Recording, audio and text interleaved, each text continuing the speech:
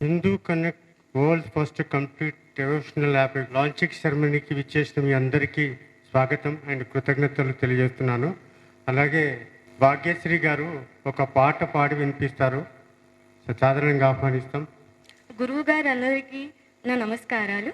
గణనాయకాయ గణదైవతాయ గణాధ్యక్షాయ ధీమహి గుణశరీరాయ గుణమండితాయ గుణేశానాయ ధీమహి గుణాతీతాయ గుణాధీశాయ గుణప్రవిష్టాయ ధీమహి ఏకదంతాయ వక్రతుండాయ గౌరీతనయాయ ధీమహి గజేశానాయ బాలచంద్రాయ శ్రీగణేశాయ ధీమహి ఏకదంతాయ వక్రతుండాయ గౌరీతనయాయ ధీమహి గజేశానాయ బాలచంద్రాయ శ్రీగణేశాయ ధీమహి గానచతురాయ గానప్రాణాయ గానాంతరాత్మనే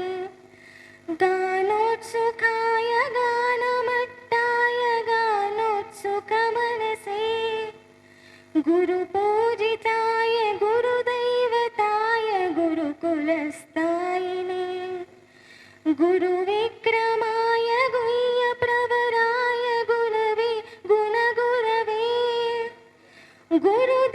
गुरुदैत्यकलक्षेत्री गुरुधर्मसदाराज्याय गुरुपुत्रपरित्रात्रे गुरुपाखण्डकण्डकाय गीतसाराय गीततत्त्वाय गीतगोत्राय धीमहि गूढगुल्फाय गन्धमट्टाय गोजयप्रदाय धीमहि गुणातीताय गुणाधीशाय गुणप्रविष्टाय धीमहि एकदन्ताय वक्रतुण्डाय गौरीतनयाय धीमहि गजेशानाय बालचन्द्राय श्रीगणेशाय धीमहि एकदन्ताय वक्रतुण्डाय गौरीतनयाय धीमहि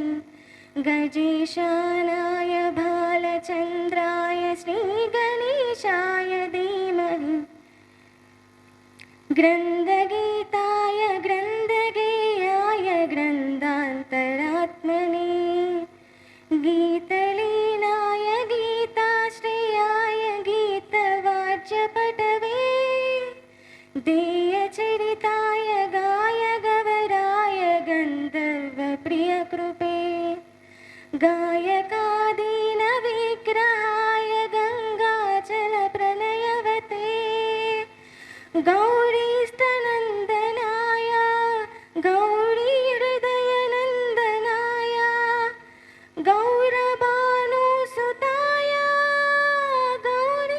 गौरीगणेश्वराय गोशहस्राय गोवर्धनाय गोपगोपाय धीमहि गुणातीताय गुणाधीशाय गुणप्रविष्टाय धीमहि एकदन्ताय वक्रतुण्डाय गौरीतनयाय धीमहि गजेशानाय बालचन्द्राय श्रीगणेशाय धीमहि एकदन्ताय वक्रतुण्डाय गौरीतनयाय धीमहि गजेशानाय बालचन्द्राय श्रीगणेशाय धीमहि.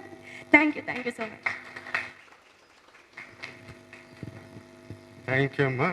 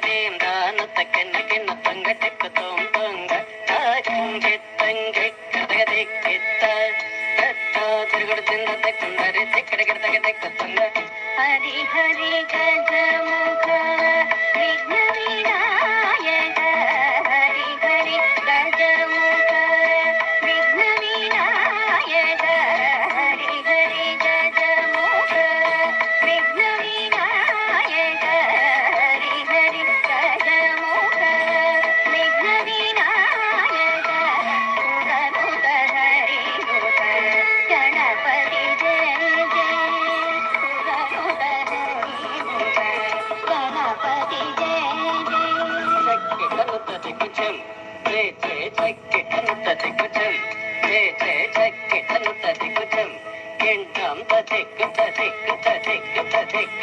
దేవర గణపతి దేవర గణపతి చేతుముని సుతి చేతుముని సుతి గణపతి గౌతం తనుగు శుభానం గణపతి గౌతం తనుగు శుభానం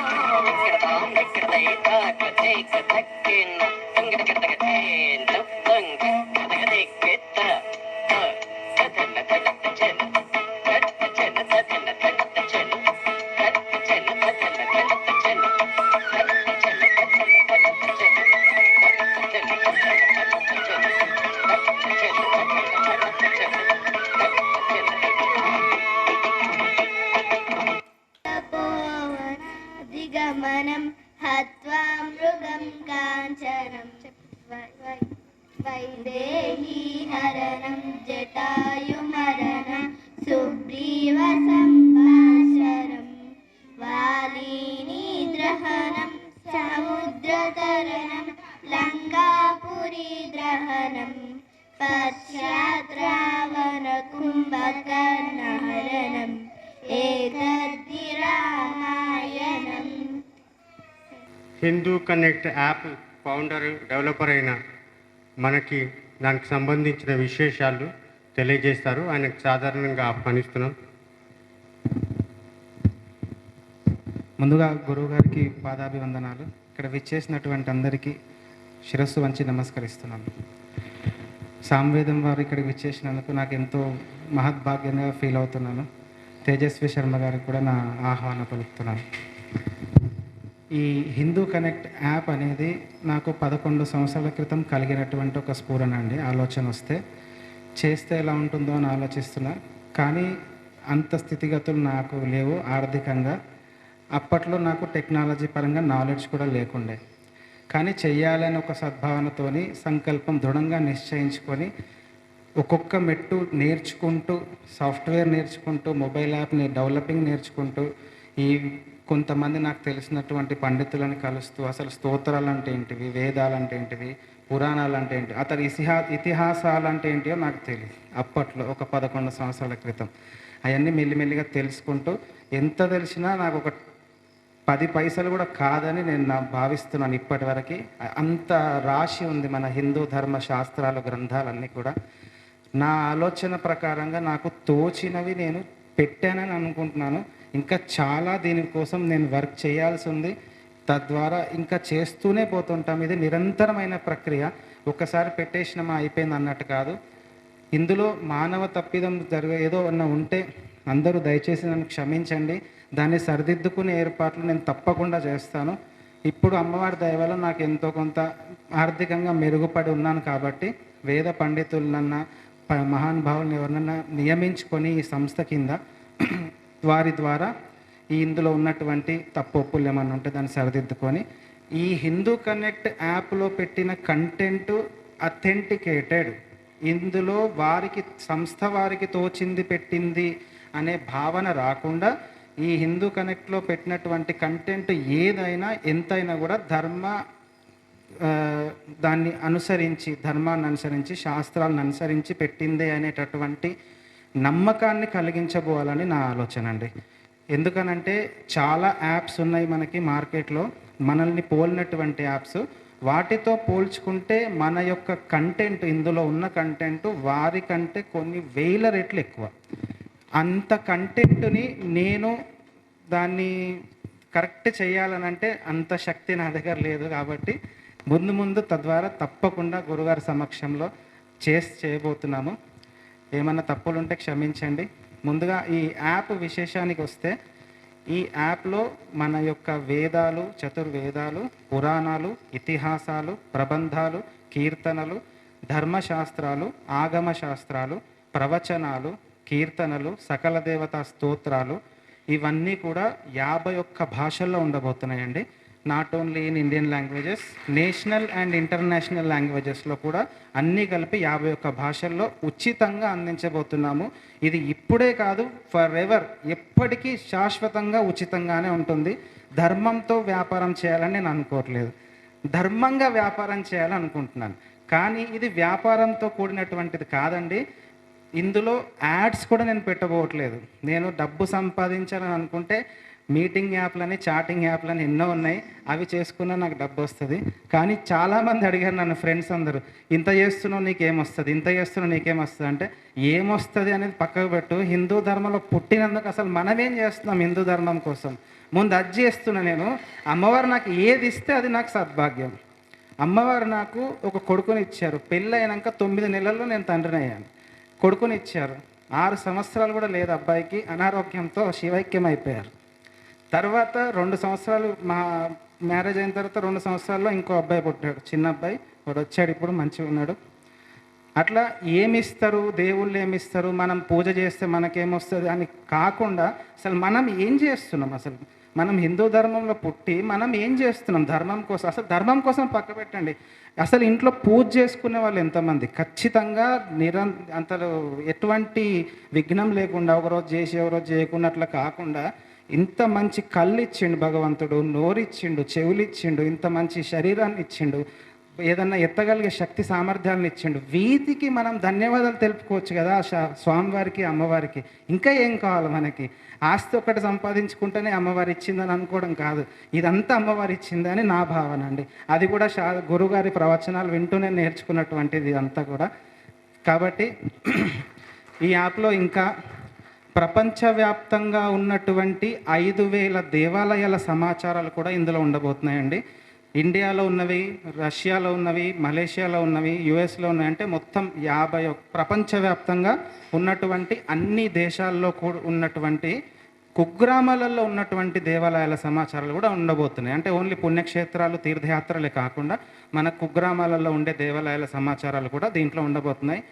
అవిటిని కూడా వేదాలు, పురాణాలలో వాటి గురించి ఏమైనా రిఫరెన్స్ ఉందా ఆ టెంపుల్ గురించి అని ఒక రిఫరెన్సెస్తో సహా, వీటితో పాటుగా ఇప్పటి వరకు మనకు మార్కెట్లో లేనటువంటి ఒక ఫీచర్ దీంట్లో పెట్టాము. అదే మన దేవీ దేవతల, గురువుల చరిత్రల, వాళ్ళ జీవిత గాథలు, చరిత్రలు.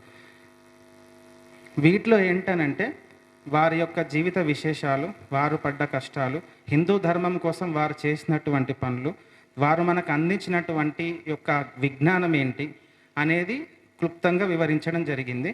మనకు ఇంకా క్లియర్గా చెప్పాలంటే, గతించినటువంటి అనకూడదేమో కానీ తప్పు ఉంటే క్షమించండి, ఇప్పుడు మన సమాజంలో ఉన్న వాళ్ళ గురించి అయితే నేను పెట్టలేదండి. ఎందుకనంటే మనం చూస్తూ ఉంటాం, ఈ స్వామి అట్లా చేసిండు, ఈ స్వామి అట్లా చేసిండు అని చెప్పి అందరినీ పెట్టి దీన్ని యొక్క విశ్వాసాన్ని పోగొట్టుకోవడం నాకు ఇష్టం లేదు. అందుకని చెప్పి ఒక 50 సంవత్సరాలు లేదా 20-30 సంవత్సరాల క్రితం వరకు నడిచినటువంటి మహానుభావులు, ఋషులు, రమణ మహర్షి గురించి కానీ, ఆదిత్య శంకరాచార్యుల గారి గురించి కానీ, ఇట్లాంటి మనతో పాటు మెదిలినటువంటి గురువుల చరిత్రలు కూడా దాదాపుగా ఒక 500-600 మంది భారతదేశ వ్యాప్తంగా అందరు గురువుల గురించి ఇందులో పెట్టడం జరిగింది. వీటితో పాటుగా మనకి అసలు ఏదన్నా డౌట్ వస్తే, ఏదన్నా పూజ చేసేటప్పుడు కానీ కొబ్బరికాయ నిలువుగా పలిగిందా, అడ్డంగా పలిగిందా, ఇవన్నీ చాలా అయిపోయినాయి. తమలపాకు తొడమ ఇటుంచాలన్నా పూజ చేసేటప్పుడు ఇవన్నీ చాలా గొడవలు ఉన్నాయి. పూజలు చేసేటప్పుడు మాలాంటి వాళ్ళకి చాలా డౌట్స్ ఉంటాయి. ఇవన్నిటిని ప్రతిదాన్ని యూట్యూబ్లో కొట్టి చూసుకోవడము, యూట్యూబ్లో కూడా తెలిసిన వారు తెలియని వారు, శాస్త్రాలు చదివిన వారు చదవని వారు అందరూ యూట్యూబ్లో వీడియోలు పెట్టేస్తున్నారు. వారికి ఎంత వచ్చు, వాళ్ళకి ఏం తెలుసు, అసలు ఎంత పెట్టాలన్నా వద్దా అని విఘ్నత లేకుండా యూట్యూబ్లో వ్యూస్ వస్తే డబ్బులు వస్తాయి, మనం ఫేమస్ అయిపోతామని చెప్పేసి ఏది తోస్తే అది పెట్టేస్తున్నారు. అది తెలియకుండా చాలామంది ఆచరించేస్తున్నారు. అలా కాకుండా ఈ యాప్ ద్వారా నేనేం చెప్పదలుచుకున్నానంటే, అసలు శాస్త్రంలో ధర్మాల్లో ఏం చెప్పారు, అసలు పూజ ఎలా చేయాలి, షోడశోపచార పూజ ఎట్లా చేయాలి, పంచోపచార పూజ ఎట్లా చేయాలి, పంచాయతనం అంటే ఏంటిది, ఇవన్నీ క్లుప్తంగా శాస్త్రబద్ధంగా వివరించడం జరుగుతుంది. దీని ద్వారా ఇంకొకటి నేను సవినయంగా మనవి చేయాలనుకుంటున్నాను. ఇప్పట్లో కొన్ని యాప్స్ ఉన్నాయండి, పేర్లొద్దు, వారు ఈ హిందూ ధర్మం పేరు చెప్పి వ్యాపారం చేస్తున్నారు. మీరు ఇంట్లో ఉండి డబ్బులు కట్టండి, ఓ 10,000 కడితే మీ పేరు మీద ఈ యాగం చేస్తాం, ఈ హోమం చేస్తాం, మీ ఇంటికి ప్రసాదం పోస్ట్లో పంపిస్తాం. అటువంటి వాటికి నేను పూర్తిగా విరుద్ధమండి. అలాంటి పనులు ఈ యాప్లో ఎప్పుడు చేయమండి. డబ్బులు సంపాదించడం కోసమైతే కాదు, అట్లాంటివి మేము ప్రోత్సహించాం. ఈ యాప్లో బ్రాహ్మణుల యొక్క పొట్టగొట్టే పని మాత్రం అస్సలు చేయం. దీంట్లో ఎవ్వరు ఏ పూజ చేయించుకోవాలన్నా, హోమం చేయించుకోవాలన్నా, ఏది చేసుకోవాలన్నా సరే తప్పనిసరిగా వారి యొక్క దగ్గరలో ఉన్నటువంటి గుడిలో బ్రాహ్మణులను కలిసి వాళ్ళ యొక్క నియమనిష్టలు నిబంధనలు అన్నీ తెలుసుకొని తద్వారా దాన్ని అనుసరించి ఫలితాన్ని పొందాలి తప్ప మనకు తోచింది అయిపోతుందిలే, అక్కడ యూట్యూబ్లో చూసినా ఇక్కడ వెబ్సైట్లో చూసినా మనది మనం చేసుకుంటే అది కరెక్ట్ కాదు. తద్వారా హిందూ ధర్మం యొక్క విలువల్ని కాపాడాలని చెప్పి భావితరాలకి దీని యొక్క గొప్పతనాన్ని, మన యొక్క సాక్రెడ్నెస్ అంటే హిందూ ధర్మం యొక్క పవిత్రతని చాటి చెప్పాలని చెప్పే ఉద్దేశంతో ప్రతి కంటెంట్ని కూడా వాళ్ళు దగ్గర పెట్టుకొని రాయడం జరిగింది. చాలామంది వాలంటీర్స్ మనకు సహాయం చేశారు దీనికోసం, ఇంకా చేయబోతున్నారు. ఇది నిరంతరంగా సాగేటటువంటి ప్రక్రియ. తప్పులే ఉంటే ఏమైనా గురువులు క్షమించగలరు, తప్పు మాట్లాడితే ఏమైనా క్షమించగలరు.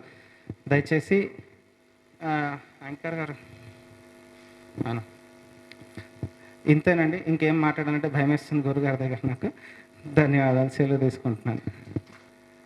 డీకొండ భాస్కర్, ఇంటి పేరు డీకొండ. దాన్ని తిరిగేస్తే కొండని ఢీకొట్టాడు అనమాట. కొండని ఢీకొట్టి పిండిని చేసి మనకు హిందూ కనెక్ట్ అనే ఒక కంప్లీట్ డివోషనల్ యాప్ని మనకు అందజేశారు. అలాగే మనము మంచి ఆలోచనలన్నీ సెల్ ఫోన్లో పెట్టుకొని చెడు ఆలోచనలన్నీ మొబైల్లో పెట్టుకుంటాం. ఇలా తిరిగేస్తే మన జీవితం చాలా బాగుంటుంది. అలాగే తిరిగేశాడు ఆయన ఇంటి పేరుని. ఢీకొండని కాస్త కొండని ఢీకొట్టి మనకి ఇంత మంచి యాప్ని అందజేసినందుకు ఆయనకు మరొకసారి కృతజ్ఞతలు తెలియజేసుకుంటున్నాను. డీకొండ భాస్కర్, ఇంటి పేరు డీకొండ. దాన్ని తిరిగేస్తే కొండని ఢీకొట్టాడు అనమాట. కొండని ఢీకొట్టి పిండిని చేసి మనకు హిందూ కనెక్ట్ అనే ఒక కంప్లీట్ డివోషనల్ యాప్ని మనకు అందజేశారు. అలాగే మనము మంచి ఆలోచనలన్నీ సెల్ ఫోన్లో పెట్టుకొని చెడు ఆలోచనలన్నీ మొబైల్లో పెట్టుకుంటాం. ఇలా తిరిగేస్తే మన జీవితం చాలా బాగుంటుంది. అలాగే తిరిగేశాడు ఆయన ఇంటి పేరుని. ఢీకొండని కాస్త కొండని ఢీకొట్టి మనకి ఇంత మంచి యాప్ని అందజేసినందుకు ఆయనకు మరొకసారి కృతజ్ఞతలు తెలియజేసుకుంటున్నాను. చీఫ్ గెస్ట్ బ్రహ్మశ్రీ సామవేదం షణ్ముఖ శర్మ గారిని సభావేదికపై ఆహ్వానిస్తున్నాం.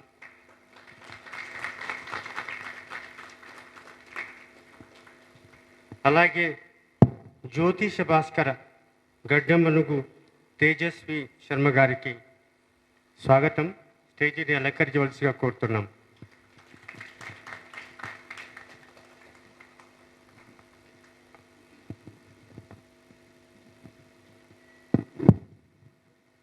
డీకొండ భాస్కర్ గారు పూలమాల ధరింపజేస్తారు.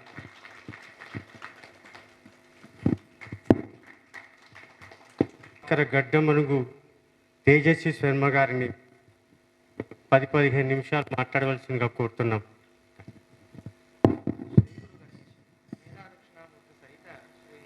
త్రిపురసుందరై నమః, సభాయే నమః. ఈరోజు చక్కటి సుదినం. సామవేదం షణ్ముఖ శర్మ గారితో కలిసి వేదికను పంచుకోవడం అనేది నిజంగా నా పూర్వజన్మ సుకృతం. వారి ముందు మాట్లాడాలనంటే ఎంతటి ధీశారులకైనా సరే కాస్త మాటలు తడబడక మానవు. అయితే తప్పదు, మరి మాట్లాడాలి కనుక వారి అనుమతితోటి సాహసించి మాట్లాడేటువంటి ప్రయత్నం చేస్తాను. భాస్కర్ గారు వారు చాలా గొప్పదైనటువంటి కార్యక్రమం చేస్తున్నారు.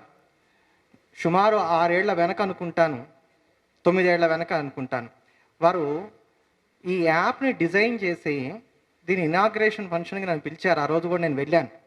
అది కొన్ని కారణాంతరాల చేత అది జరగలేదు.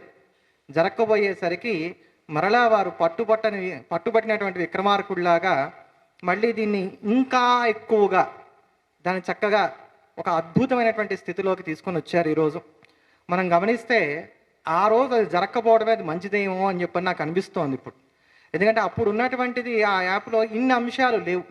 ఇప్పుడు చూస్తే ఈ యాప్లో 6 లక్షల ఫైల్స్ ఉన్నాయి, 1000 పైచిలకు స్తోత్రాలు ఉన్నాయి, అష్టాదశ పురాణాలు ఉన్నాయి, చతుర్వేదాలు ఉన్నాయి, ఇతిహాసాలు, ప్రబంధాలు, కీర్తనలు, చిన్న చిన్న గ్రామాల దగ్గర మొదలుకొని అష్టాదశ శక్తి పీఠాల దాకా ఉన్నటువంటి రకరకాలైనటువంటి పుణ్యక్షేత్రములకు సంబంధించినటువంటి సమాచారాలు, దేవీ దేవతలకు సంబంధించినటువంటి అంశాలు, మహర్షుల యొక్క జీవిత చరిత్రలు, ఇది ఉంది అది లేదు అనకుండా సమస్తమైనటువంటి వైదిక వాంగ్మయాన్ని కూడా ఒక దగ్గరికి తీసుకురావడానికి గాను ఆయన కలియుగ వ్యాసుడిలాగా మళ్ళా ప్రయత్నం చేశారు.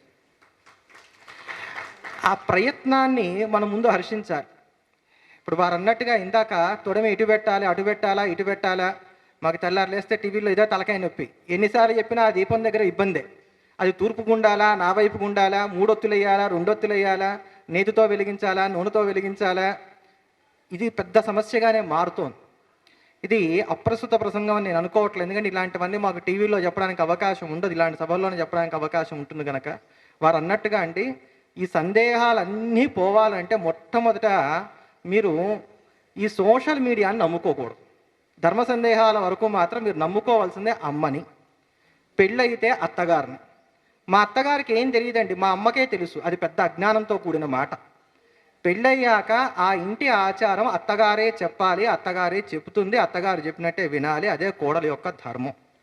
ధర్మాన్ని అనుసరించి ఈ జగత్తు నడుస్తుంది, ఇష్టాన్ని అనుసరించి నడవదు.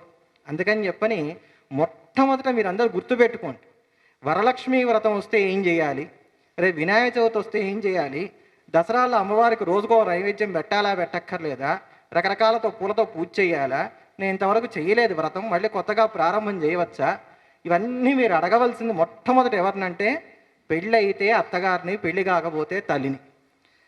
వీళ్ళిద్దరూ కూడా లేకపోతే మీ గ్రామంలో ఉన్నటువంటి పురోహితుని, వాళ్ళెవ్వరికీ కూడా తెలియని పక్షంలో అప్పుడు మమ్మల్ని అడగాలి. లేకపోతే ఎంత దౌర్భాగ్యం అమ్మా ఆడవాళ్ళ విషయంలో. ఈరోజు పూర్ణాలు వేసుకోలేక వాటిని వాయనాలకు ఇవ్వడానికి కానీ మీరు స్వగృహ ఫుడ్స్కి ఆర్డర్ ఇచ్చుకుంటున్నారా? ఆ వ్రతం చెయ్యకపోతే ఏమి? ఇంకా ఏడాది నుంచి నీకు తెలుసు వరలక్ష్మి వ్రతం వస్తుందని చెప్పని 2-3 సార్లు ఇంట్లో 4 సార్లు ట్రై చేసుకుంటే నీ పూర్ణం ఏదో శుభ్రంగా వస్తుంది కదా. అది నూనెలో వేసినప్పుడు ఆ పిండి చితికి బయటికి రాకుండా ఉండాలంటే తోపుపిండి ఎలా కలుపుకోవాలి, దానికి 1,00,000 యూసా? ఎక్కడికి పోతున్నాం మనం? అందుకని చెప్పనండి, ఈరోజు ఇంతగా వారు ఇంతాక అన్నారు పూజలు వ్యాపారమైనాయి అని చెప్పని. వాస్తవం అవుతాయి, ఎందుకు అవ్వం? ఈరోజు మనం పొద్దున లేవం, దేవుడి దగ్గర దీపం పెట్టాం, మనం పూజ చెయ్యం, మనం చేస్తున్న పని ఏమిటి? డబ్బు కడితే వాళ్ళు చేసేస్తారు. జ్యోతిష్యంలో ఉన్నాను కనుక అనుభవంతో చెప్తున్నాను. మా దగ్గరికి వచ్చిన వాళ్ళు చెప్పే మాట ఏమిటంటే, ఎంత ఖర్చు అవుతుందో చెప్పండి, అన్నీ చేయించేద్దాం, నేను అనుకున్న పని మాత్రం నాకు అయిపోవాలి, పూర్ణాహుతి టైంకి నేను వస్తా. దేవుడు వరం ఎందుకు ఇస్తాడు? ఇక్కడ నేను చెప్తా, పలానా గోత్రోద్భవస్య సుబ్బయ్య నామధేయస్య ఏదో గోత్రం చెప్పా. పరమేశ్వరుడు కళ్ళు తెరిచి చూశాడు, ఏం చేస్తున్నాడు ఈ సుబ్బయ్య? పడుదో అనుకుంటున్నాడు ఇంట్లో కూర్చొని. వరం ఎందుకు ఇస్తాడు? నీ డబ్బు చూసి ఆయన వరం ఇచ్చేట్లయితే ఆయనకు ఐశ్వర్యానికి కొదవ, ఆయనే ఐశ్వర్య నిధి. ఆయన ఉండబట్టి మనం బతుకుతున్నాం, ఆయన ఇవ్వబట్టి మనం ఉంటున్నాం. మనం ఇస్తే ఆయన పుచ్చుకోవడానికి ఏముంది అక్కడ? చిన్నపిల్లలకి ఇంటికి వచ్చినటువంటి వాళ్ళు ఓ 10 పైసలు, అంటే మా రోజులో సంగతి ఓ 10 పైసలు పావలానో అలా ఇస్తూ ఉంటే, ఇప్పట్లో లాగా ఓ 10 రూపాయలు 20 రూపాయలు ఇస్తుంటే వాళ్ళు అవన్నీ దాచుకొని అమ్మ పుట్టినరోజుకో నాన్న పుట్టినరోజుకో ఏమైనా కొనిస్తే ఆ తల్లిదండ్రులు ఎలా మురిసిపోతారో, అలా మనం ఇచ్చేటువంటివన్నీ కూడా భగవంతుడివే అయినప్పటికీ, అరే వీడు దాచి కృతజ్ఞతగా మనకి ఇస్తున్నాడు కదా అని ఆ పత్రపుష్పాదుల చేత సంతసించి ఆయన వరమిస్తున్నాడే తప్ప ఆయనకి గతి లేకన. అందుకు వ్యాపారాలు బయలుదేరినాయి. ఈ మాట వాస్తవమే, సందేహం లేకుండా ఇది వాస్తవమే. ఇందులో మీరు ఇంత డబ్బు కట్టండి, మీ ఇంటికి ప్రసాదం వచ్చేస్తుంది. మేము డబ్బు కట్టేసాం. వీళ్ళు జ్యోతిష్యానికి వచ్చినప్పుడు చెప్తున్న మాట ఏమిటి? మాకు మేము అన్ని దేవాలయాల్లో పూజలు చేయిస్తున్నామండి, అయినా మా కష్టాలు తీరట్లేదండి. ఎందుకు తీరతాయి? నువ్వు ధర్మబద్ధంగా చేయట్లే. నువ్వు ఊరికని డబ్బు పడేసావు. డబ్బు పడేస్తే పని చేసే వాళ్ళని పనివాళ్ళు అంటారు, దేవుడు అనరు. కనుక మనం ఆ వ్యత్యాసాలు తెలుసుకోవాలి. ఇప్పుడు ఆ వ్యత్యాసాలు మనకు పోతున్నాయమ్మా. మొట్టమొదట మనకు కావాల్సింది ఆచారం. ఆచారం వల్ల చిత్తశుద్ధి ఏర్పడుతుంది. చిత్తశుద్ధి లేకపోతే భగవద్ అనుగ్రహం లేదు. ఈరోజు ఈ ఆచారాల గురించి చెప్తే నాకు చాలా ఇబ్బంది అవుతోంది. తిడుతున్నారు, మమ్మల్ని తిడుతున్నారు. ఒక ఆవిడ వచ్చింది, మంగళసూత్రం లేదు మెళ్ళో, బ్రాహ్మణ స్త్రీ, పక్కన భర్త ఉన్నాడు, ఇటు పక్క చూస్తే తండ్రి ఉన్నాడు. జాతకానికి వచ్చింది ఆవిడ. ఏమ్మా మంగళసూత్రం లేదు, ఎందుకు చెప్పాలి నీకు జాతకం అని ప్రశ్న వేస్తే, నీకు ఫీజు కట్టా కదా అని. ఫీజు వెనక్కి ఇచ్చేస్తా, నాకేం అభ్యంతరం లేదు. ఇప్పుడు చెప్పి నీకు అసలు మంగళసూత్రం లేకపోతే జాతకం ఎందుకు చెప్పాలి? నన్ ఆఫ్ యువర్ బిజినెస్ ఆవిడ అన్నమాట ఇది. తప్పేం లేదు ఆవిడ అన్న దాంట్లో. ఎందుకంటే పక్కనున్న తండ్రి బుద్ధి చెప్పట్లా, కట్టుకున్న మొగుడు మాట్లాడట్లా. అప్పుడు ఏమవుతుంది? ఈ రోజుల్లో అత్తగారుల నోర్లన్నీ కూడా మూతపడిపోయినాయి. ఎందుకంటే గట్టిగా మాట్లాడితే కోడలు తిరగబడుతుంది. ఈ రోజుల్లో నీతి చెప్పవలసిన తల్లి చెప్పట్లేదు. ఇప్పుడు ఫోన్ చేసి పెళ్ళి అవగానే మొట్టమొదటి తల్లిని అడుగుతుంది, అమ్మ ఈ కూర ఎలా చేయాలి అంటే, మీ అత్తగారిని అడగమ్మా, మీ ఆయనకి ఎలా చేస్తే ఇష్టమో నాకు తెలియదు కదా, నీకు తల్లి చెప్పదు. ఈవిడ చెప్తుంది ఏదో ఇలా చెయ్యని. ఆ తల్లి వస్తుంది లోపల నుంచి, మా అబ్బాయికి ఇలా చేస్తే ఇష్టం లేదంటే, చూసారా నేను చేస్తే వంట మీ అమ్మకి నచ్చదు, అందుకే నేను వంట చేయట్లేదు, ఎగ్గొట్టేస్తుంది. రాని పని రాజా పని. ఇవన్నీ అండి ముందు ఇవి సవరించుకుంటే భగవంతుడు మన దగ్గరకు వస్తాడు, లేకపోతే రాడు. జాతకంలో శ్రీరామరక్షా స్తోత్రం చదువుకో అమ్మా. సాయం ప్రదోష సమయంలో ఊపిరితిత్తులకు సంబంధించిన వ్యాధులు నయం అవుతాయి అని చెప్పని ఒకళ్ళు చెప్తే వాళ్ళు చెప్పిన మాట ఏంటంటే, రామరక్షా స్తోత్రం చదివితే అయిపోతుందా? హోమం అక్కర్లేదా? ఉంగరం పెట్టుకోక్కర్లేదా? ఓ రత్నం చెప్పకూడదా? ఇది పరిస్థితి, ఇప్పుడున్న పరిస్థితి. అందుకని ఇప్పుడు ఈ యాపుల్ లాంటివి మనకు అవసరం.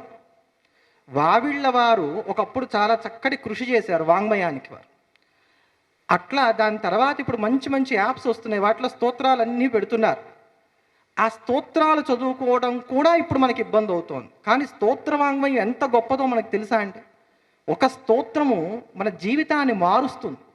స్తోత్రం అనేది అంత తేలికైనటువంటిది ఏమీ కాదు. నమస్కారస్తదాశీశ్చ సిద్ధాంతోక్తి పరాక్రమ విభూతి ప్రార్థనా చేతి షడ్విధం స్తోత్ర లక్షణం అని చెప్పని స్తోత్రానికి ఉండవలసిన లక్షణాన్ని చెప్పారు. 6 లక్షణాలు ఉంటేనే అది స్తోత్రము అని అన్నారు. నిన్న ఏదో యూట్యూబ్లో చూశాను, వరయేసు వ్రత అంట. ఇట్లాంటి వాటిలో పెట్టేటువంటి గాయత్రులకి మంత్రాలకి ఇటువంటి లక్షణాలు ఉండవు. కనుక అవన్నీ కూడా కాలగర్భంలో కలిసిపోవలసినటువంటివే. వాళ్ళు ఏమనుకుంటున్నారని అంటే, నేను పేర్లు పెట్టే మాట్లాడితే నాకేం భీతి లేదు. ఇప్పుడు ఇలాంటివన్నీ చేసి వాళ్ళు యేసుకి మతం మార్చి యేసుని సనాతన ధర్మంలోకి తీసుకొస్తున్నారు. అందుకు వాళ్ళని మెచ్చుకుంటాను.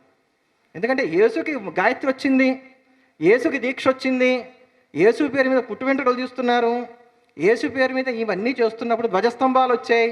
అంటే యేసు సనాతన ధర్మంలోకి తిరిగి వచ్చాడు, అందుకు సంతోషపడాలి మనం.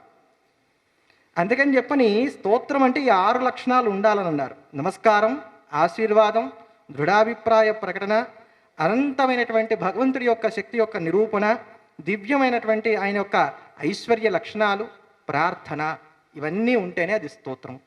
ఆ స్తోత్రమును కనుక మనం ఆర్తితో చేశామా పరమాత్మ వెంటనే అనుగ్రహిస్తాడు. నువ్వు కోరుకున్న పని కాలేదు అంటే స్తోత్రం చదివిన తర్వాత కూడా దానికి 2 కారణాలు ఉండాలి. ఒకటి, నీకు పూర్వపుణ్యం ఉండకూడదు, అంటే చాలినంత పూర్వపుణ్యం ఉండకపోవచ్చు. 2, చిత్తశుద్ధితోటి దాని మీద దృఢమైనటువంటి భక్తితోటి నువ్వు చేసుకుని ఉండకపోవచ్చు. ఈ 2 కారణాలు అవుతాయి. మహాభారతంలో భీష్మ పర్వంలో మనకు వస్తుంది, యుద్ధం సంగ్రామం అంతా దుర్గాస్వరూపం, దుర్గని స్తోత్రం చేయని కృష్ణ పరమాత్మ చెప్పినప్పుడు అర్జునుడు స్తోత్రం చేశాడు. నమస్తే సిద్ధసేనాని ఆర్యే మందరవాసిని అంటూ దుర్గాదేవిని 13 శ్లోకములతో స్తోత్రం చేశాడు. 13 శ్లోకములకు పరవశించినటువంటి ఆ పరదేవత వెంటనే అశరీరవాణిగా పలికింది, అచిరకారంలోనే నువ్వు జయాన్ని పొందుతావు. ధర్మం ఎక్కడుంటే కృష్ణుడు అక్కడ ఉంటాడు, కృష్ణుడు ఎక్కడుంటే అక్కడ జయం కలుగుతుంది. అంటే 13 శ్లోకముల యొక్క స్తోత్రములకు పరవశించి పరమదేవత వెంటనే వరం ఇచ్చింది అని అంటే, స్తోత్రానికి భగవంతుడు పరవశించడానికి అవకాశం ఉందా? అలా పరవశించేటువంటి విధంగా దృఢమైనటువంటి భక్తితో మనం చేయగలగాలి స్తోత్రం, అంతే. మీరు ఇంకొక మారు గమనించండి, అది ద్వాపర యుగం అండి. వాళ్ళంటే మహాత్ములండి. మళ్ళీ ఈ మాట ఒకటి చెప్తారు, ఈ కలియుగంలోనే మరో అద్భుతం కూడా చూసాం మనం. దద్యా దయానుపవనో ద్రవిణాం భూధార. అస్మిన్న కించన విహంగ శిశో విషన్నే దుష్కర్మ ఘర్మమపనీయ చిరాయ దూరం నారాయణ ప్రణయనీ నయనాంబువాహ. ఎక్కడిది శ్లోకం? ఇది మాత్రం గుర్తుంటుంది, ఎందుకంటే లక్ష్మి సంబంధమైంది కనుక. కనకదారాస్తవం. శంకర భగవత్పాదులు చిరుప్రాయంలో వారొక్క స్తోత్రం చేస్తే ఏమండి బంగారు ఉసిరికల వర్షం కురుస్తుందా లేదా?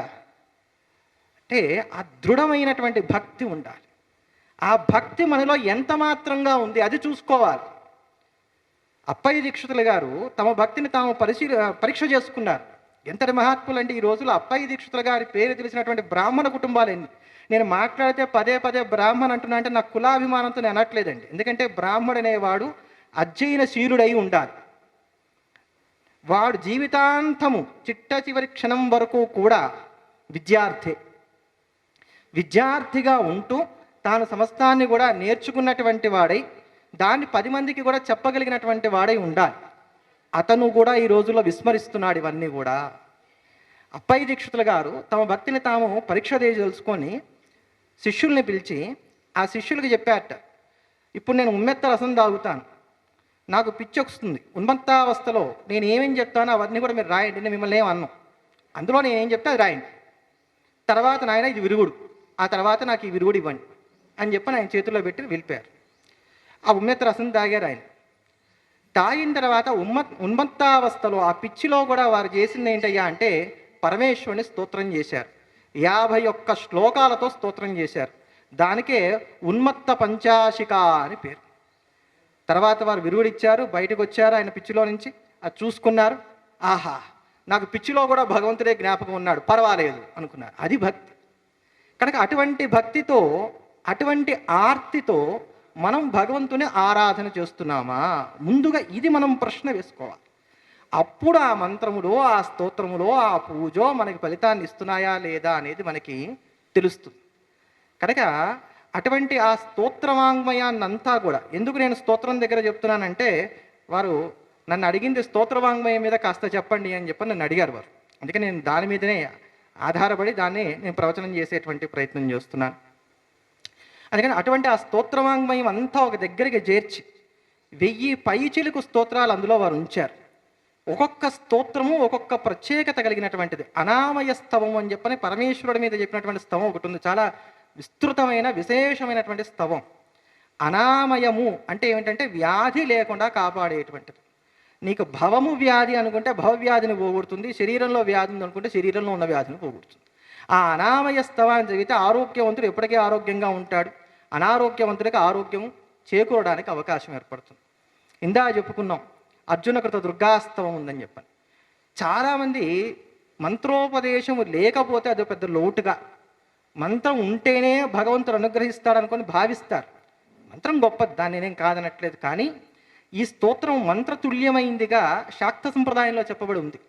ఏదన్నా కష్టం వచ్చినప్పుడు కలశస్థాపన చేసి ఆ కలశంలోకి దుర్గా పరమేశ్వరుని ఆవాహన చేసి చక్కగా షోడశోపచారాలతో పూజ చేసి ఈ స్తోత్రమును గనక పారాయణ చేసినట్లయితే మండలంలో ఆ కష్టం తీరుతుంది అని చెప్పని పెద్దల వాక్కు.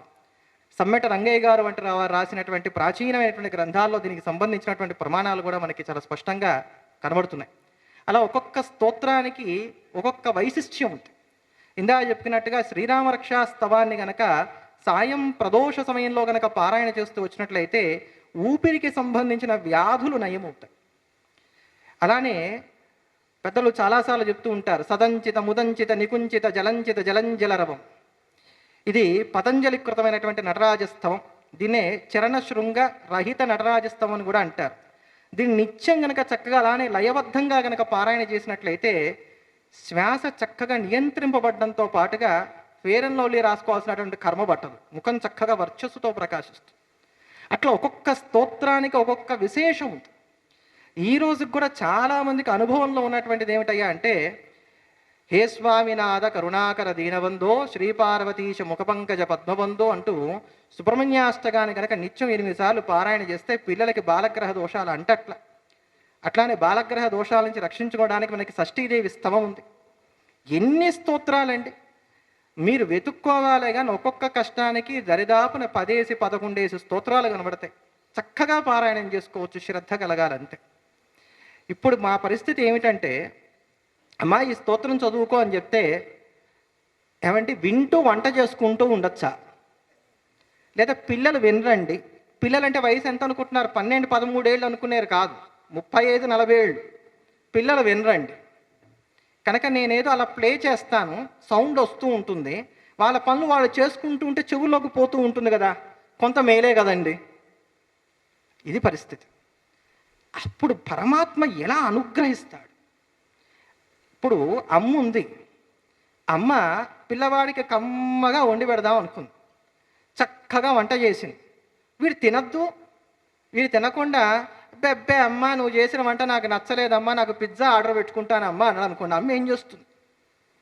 అట్లా అపారమైనటువంటి వాంగ్మయాన్ని ఋషులు కారుణ్యంతో భగవద్ అనుగ్రహాన్ని పొందడం కోసం అని చెప్పని మనకి చేతిలో చక్కగా ఉసిరిగా పెట్టినట్టుగా పెడితే మన పని ఏమీ లేదు, దాన్ని చక్కగా నోట్లో వేసుకొని ఆ ఔషధంలాగా దాన్ని స్వీకరించడమే. అది కూడా చేయడానికి ఏదో పరోపకారం చేశామన్నట్టుగా మనం భావన చేస్తున్నామే. కనుక ఈ రోజుల్లో బోధ చేయవలసి వస్తే నన్ను అడిగితే కనుక శృతిమెత్తగా చెప్పకూడదు, గట్టిగానే చెప్పాలి. లేకపోతే వినే స్థితి పోతుంది రాను రాను. రాబోయేటువంటి తరాలకి ఇంకొక తరం గడిస్తే నాకు తెలిసి స్తోత్రాలలో ఎక్కువ మిగులుతాయని నేను అనుకోను. ఇందాక నేను చెప్పినటువంటి అనామయ స్తవం, బిలహన కృతం, లేకపోతే మలహన కృతం, ఇటువంటి స్తవాలు, మనకు ఉన్నటువంటి దేవి పంచస్తవి కానీ ఇటువంటివన్నీ కూడా వాళ్ళకి పేర్లన్నా గుర్తుంటాయా అనేటువంటి బాధ కలుగుతోంది. అప్పటికి ఏం చేస్తున్నారంటే అంటే ఈ యాప్స్ వాళ్ళు వీళ్ళందరూ కూడా మాతృభాష మనం మర్చిపోయాం కనుక వాటిని ఆంగ్లంలోకి అనువాదం చేసి అట్లా కూడా పెడుతున్నారు. అక్కడ దీర్ఘాలు అవన్నీ రావడం కోసం వాటిపైన ఏదో గీతలు అవన్నీ పెట్టి దానికి తగినటువంటి ఏర్పాట్లు కూడా చేశారు. అప్పుడు కూడా ఏమంటున్నారు, చాలా ఆశ్చర్యకరమైన విషయం ఏంటంటే పెద్దవాళ్ళు కూడా అనేటువంటి మాట, తప్పులు పోతాయేమోనండి మేము చదివితే, అందుకని మాకు ఇది వద్దు. నేర్చుకోవడం మొదలు పెడితే కదా తప్పో ఒప్పో తర్వాత ఏదో ఒకటి ముందు వచ్చేది. నువ్వు ముందు తొలి అడుగు వేస్తే మళ్ళీ అడుగు భగవంతుడు వేయిస్తాడు. కానీ నువ్వు అడుగే వేయకుండా దీంట్లో నాకేమన్నా తప్పు వస్తుందేమో, తోట్రుపాటు వస్తుందేమో, అందుకని నేను చదవను అని అంటే, అట్లానే మన సంస్కృతి, వారు పెద్దవారు ఒక మాట చెప్తారు, వారి ఉపన్యాసంలో ప్రవచనంలో ఎప్పుడు చెప్తూ ఉంటారు, అమ్మా మీరు నమస్కారం పెట్టేటప్పుడు దయచేసి మాకు జడలు వేసుకొని నమస్కారం పెట్టండి, లేకపోతే మీ జుట్టంతా మా కాళ్ళ మీద పడుతుంది. ఇప్పుడు ఈ ఆచార వ్యవహారాలు చెప్తుంటేనేమో ఛాందసులం అయిపోతున్నాం, ఇవి వచ్చేవాళ్ళు కూడా రావట్లా. చెప్పకపోతేనేమో ఇవి మిగలవు. ఆచారం లేదేమో చిత్తశుద్ధి రాదు, చిత్తశుద్ధి రాందేమో భగవద్ అనుగ్రహం కలగదు. ఉట్టికెక్కలేనేమో ఇప్పుడు స్వర్గానికి ఎగరాలి. ఎట్లా పరిస్థితి? ఇది వస్తున్నటువంటి సమస్య. అందుకనే అప్పటికి అయినంత వరకు వారి ప్రవచనాల్లో ఈ మధ్య మీరు గమనిస్తే అనేకమైనటువంటి సామాజిక అంశాలను చాలా శృతిమెత్తగా ఎదుటివారికి అర్థమయ్యేటట్టుగా చెప్తున్నారు. ఆ చెప్పేది కూడా వారు ఏం చేస్తున్నారంటే వారు ఋషిపీఠం అనేటువంటి దాని ద్వారా, అది మనకి యూట్యూబ్లోనూ మనకి అవైలబుల్గా ఉంది, పుస్తకాలు మనకి చక్కగా లభిస్తున్నాయి, వాటింట్లో కూడా వారు చెప్పేటువంటి ప్రయత్నాలు చేస్తున్నారు. కానీ వాటిని వింటున్నది ఎంతమంది? అక్కడ వస్తోంది సమస్య. అందుకనే శ్రద్ధావాన్ లభతే జ్ఞానం, లేకపోతే కష్టం. ఈరోజు ఈ మాత్రం మనకి సంస్కృతి నిలబడింది అని అంటే మాత్రం ఇటువంటి పెద్దల యొక్క అనుగ్రహమే. ఈరోజు ప్రవచనాలలో నేను బాగా అభిమానించేటువంటిది ఎవరిదే అని అంటే సామవేదం షణ్ముఖ శర్మ గారిది అని నిర్ద్వంద్వంగా చెప్తాను. ఎందుకనంటే మల్లాది చంద్రశేఖర శాస్త్రి గారి తర్వాత అంత ధాటిగా అంత ధీటుగా శాస్త్రపరంగా ప్రతి శ్లోకాన్ని సప్రమాణంగా ఉంటంకిస్తూ ఎక్కడా కూడా కుంఠితం అనేటువంటిది లేకుండా ఆ పదాల్లో ఈ రోజుకి కూడా అనర్గళ గంగా ప్రవాహంగా వారు చెప్తున్నారని అంటే అది ఏమీ చిన్నపాటి విషయం కాదు. నిజంగా పరమేశ్వర అనుగ్రహం వారి యందు పరిపూర్ణంగా ఉందంటానికి అది గుర్తు. వారు చెప్పంది ఏమీ లేదు ఆర్షవాంగ్మయంలో. వారు రామాయణం ప్రవచనం చేశారు, భారతం అయింది, భాగవతం అయింది, దక్షిణామూర్తి తత్వం అయింది, మొన్నీ మధ్య కాబోలనుకుంటాను మృత్యుంజయ తత్వం గురించి చెప్పారు, కనకదార స్తోత్రం చెప్పారు, ఎవరు ఏది అడిగితే అవన్నీ చెప్తున్నారు. శంకర విజయం అయిపోయింది. తర్వాత వారు చేయవలసింది మిగిలిందల్లా ఏంటంటే పరమతస్థులైనటువంటి వారు. ఇక్కడ పరమతస్థులు అంటే రామానుజ మతం ఇట్లాంటి వాళ్ళు ఎవరైతే వారికి సంబంధించిన ఇంక చెప్పాలి, ఒకటే మిగిలినాయి. మనకి స్మార్తుల్లో ఏంటంటే మనం పరాణ వాళ్ళని ఈ ప్రాంతం చిన్నది అని మనం అనుకోం. బెల్లంకొండ రామరాయ కవి గారు కావచ్చు, లేకపోతే అప్పయ్య దీక్షితులు గారు కావచ్చు, ఇట్లాంటి మహాత్ములు అందరూ కూడా వైష్ణవులకు ఉపకరించే గ్రంథాలు కూడా రాసి వారికి కూడా ఉపకారం చేశారు. కనుక ఇంకా అవి ప్రవచించడం ఒకటే మిగిలింది వారు. మిగతా అన్ని ప్రవచనాలు అయిపోయినాయి. తర్వాత వారందరూ చెప్పుకోవాల్సింది ఏంటంటే ఒకప్పుడు సామవేదం వారు చెప్పారు అని దాన్ని ప్రమాణంగా తీసుకోవడం ఇప్పుడు మనకి మిగిలింది అంతే. అటువంటి వారితో ఈరోజు నేను చక్కగా వారి పక్కన కూర్చొని ఈ 4 మాటలు మాట్లాడడానికి నాకు అవకాశం కల్పించినటువంటి భాస్కర్ గారికి నిజంగా నేను ఎప్పటికీ కూడా ధన్యవాదాలు తెలియజేసుకుంటూ ఉంటాను. వారు నాకన్నా చిన్నవారు కనుక వారికి ఆశీర్వచనాలు పలుకుతూ, వారు క్రియేట్ చేసినటువంటి ఈ యాప్ ఏదైతే ఉందో హిందూ కనెక్ట్ అనేటువంటి యాప్, అది 51 భాషల్లో ఉంది కనుక నాకు ఈ స్తోత్రం తెలియదు అంటానికి ఇంకెవరికి వంకలేదు. ఎవరికి ఏ భాషలో కావాలంటే ఆ భాషలో ఉంది. ఇంకా మెల్లగా ఇంకొక చిన్న సవరణ ఆ యాప్లోనే వారు చేయగలిగితే భవిష్యత్తులో నిదానంగా, ఎందుకంటే ఏదైనా కొంత ఖర్చుతో కూడుకున్నటువంటి వ్యవహారాలు కనుక ప్రతి స్తోత్రాన్ని కూడా ఎవరితో అన్నా పాడించి అందులో పెడితే ఇటువంటి కుంటి చాకులు చెప్పేటువంటి వారికి కూడా మనం చెక్ పెట్టినట్టు అవుతుందని చెప్పని నా మనవి. అయినంత వరకు అవకాశం ఉన్నంత వరకు అది చేస్తారని చెప్పని భావిస్తూ, నాకు ఇచ్చినటువంటి సమయం 10 నిమిషాలు పావు గంట అది పూర్తయింది అనుకుంటున్నాను. ఇంకా మాట్లాడవలసిన వారు పెద్దలు చాలామంది ఉన్నారు. నా మాటల కన్నా అమూల్యమైనటువంటివి ఇటువంటి వారి మాటలు, పెద్దవారి మాటలు. అది వింటానికి నేను కూడా ఉవ్విళ్ళూరుతూ ఉన్నాను గనక సభాయ నమః. స్వస్తి. సర్వం శ్రీ ఉమామహేశ్వర శ్రీచరణారవింద అర్పణమస్తు. అద్వైతం గురించి, ఆచార వ్యవహారాల గురించి మనకు సమగ్ర సమాచారం అందించిన తేజస్వి శర్మ గారికి కృతజ్ఞతలు తెలియజేస్తున్నాము. అలాగే గెస్ట్ ఆఫ్ హానర్ తత్వం చారిటబుల్ ట్రస్ట్ సువర్ణ భారతి గోశాల బ్రహ్మశ్రీ శ్రీనివాస బంగారయ్య శర్మ గారికి స్వాగతం పలుకుతున్నాము. అలాగే డీకొండ గారు మాల ధరించవలసిందిగా, అలాగే భాస్కర్ గారు వేదికను అలంకరించవలసిందిగా కూడా కోరుతున్నాము. ఇక రెండవ స్పీకర్గా బ్రహ్మశ్రీ శ్రీనివాస బంగారయ్య శర్మ గారిని మాట్లాడవలసిందిగా కోరుతున్నాము. ఒక 15-20 నిమిషాలు తీసుకోండి. Thank you.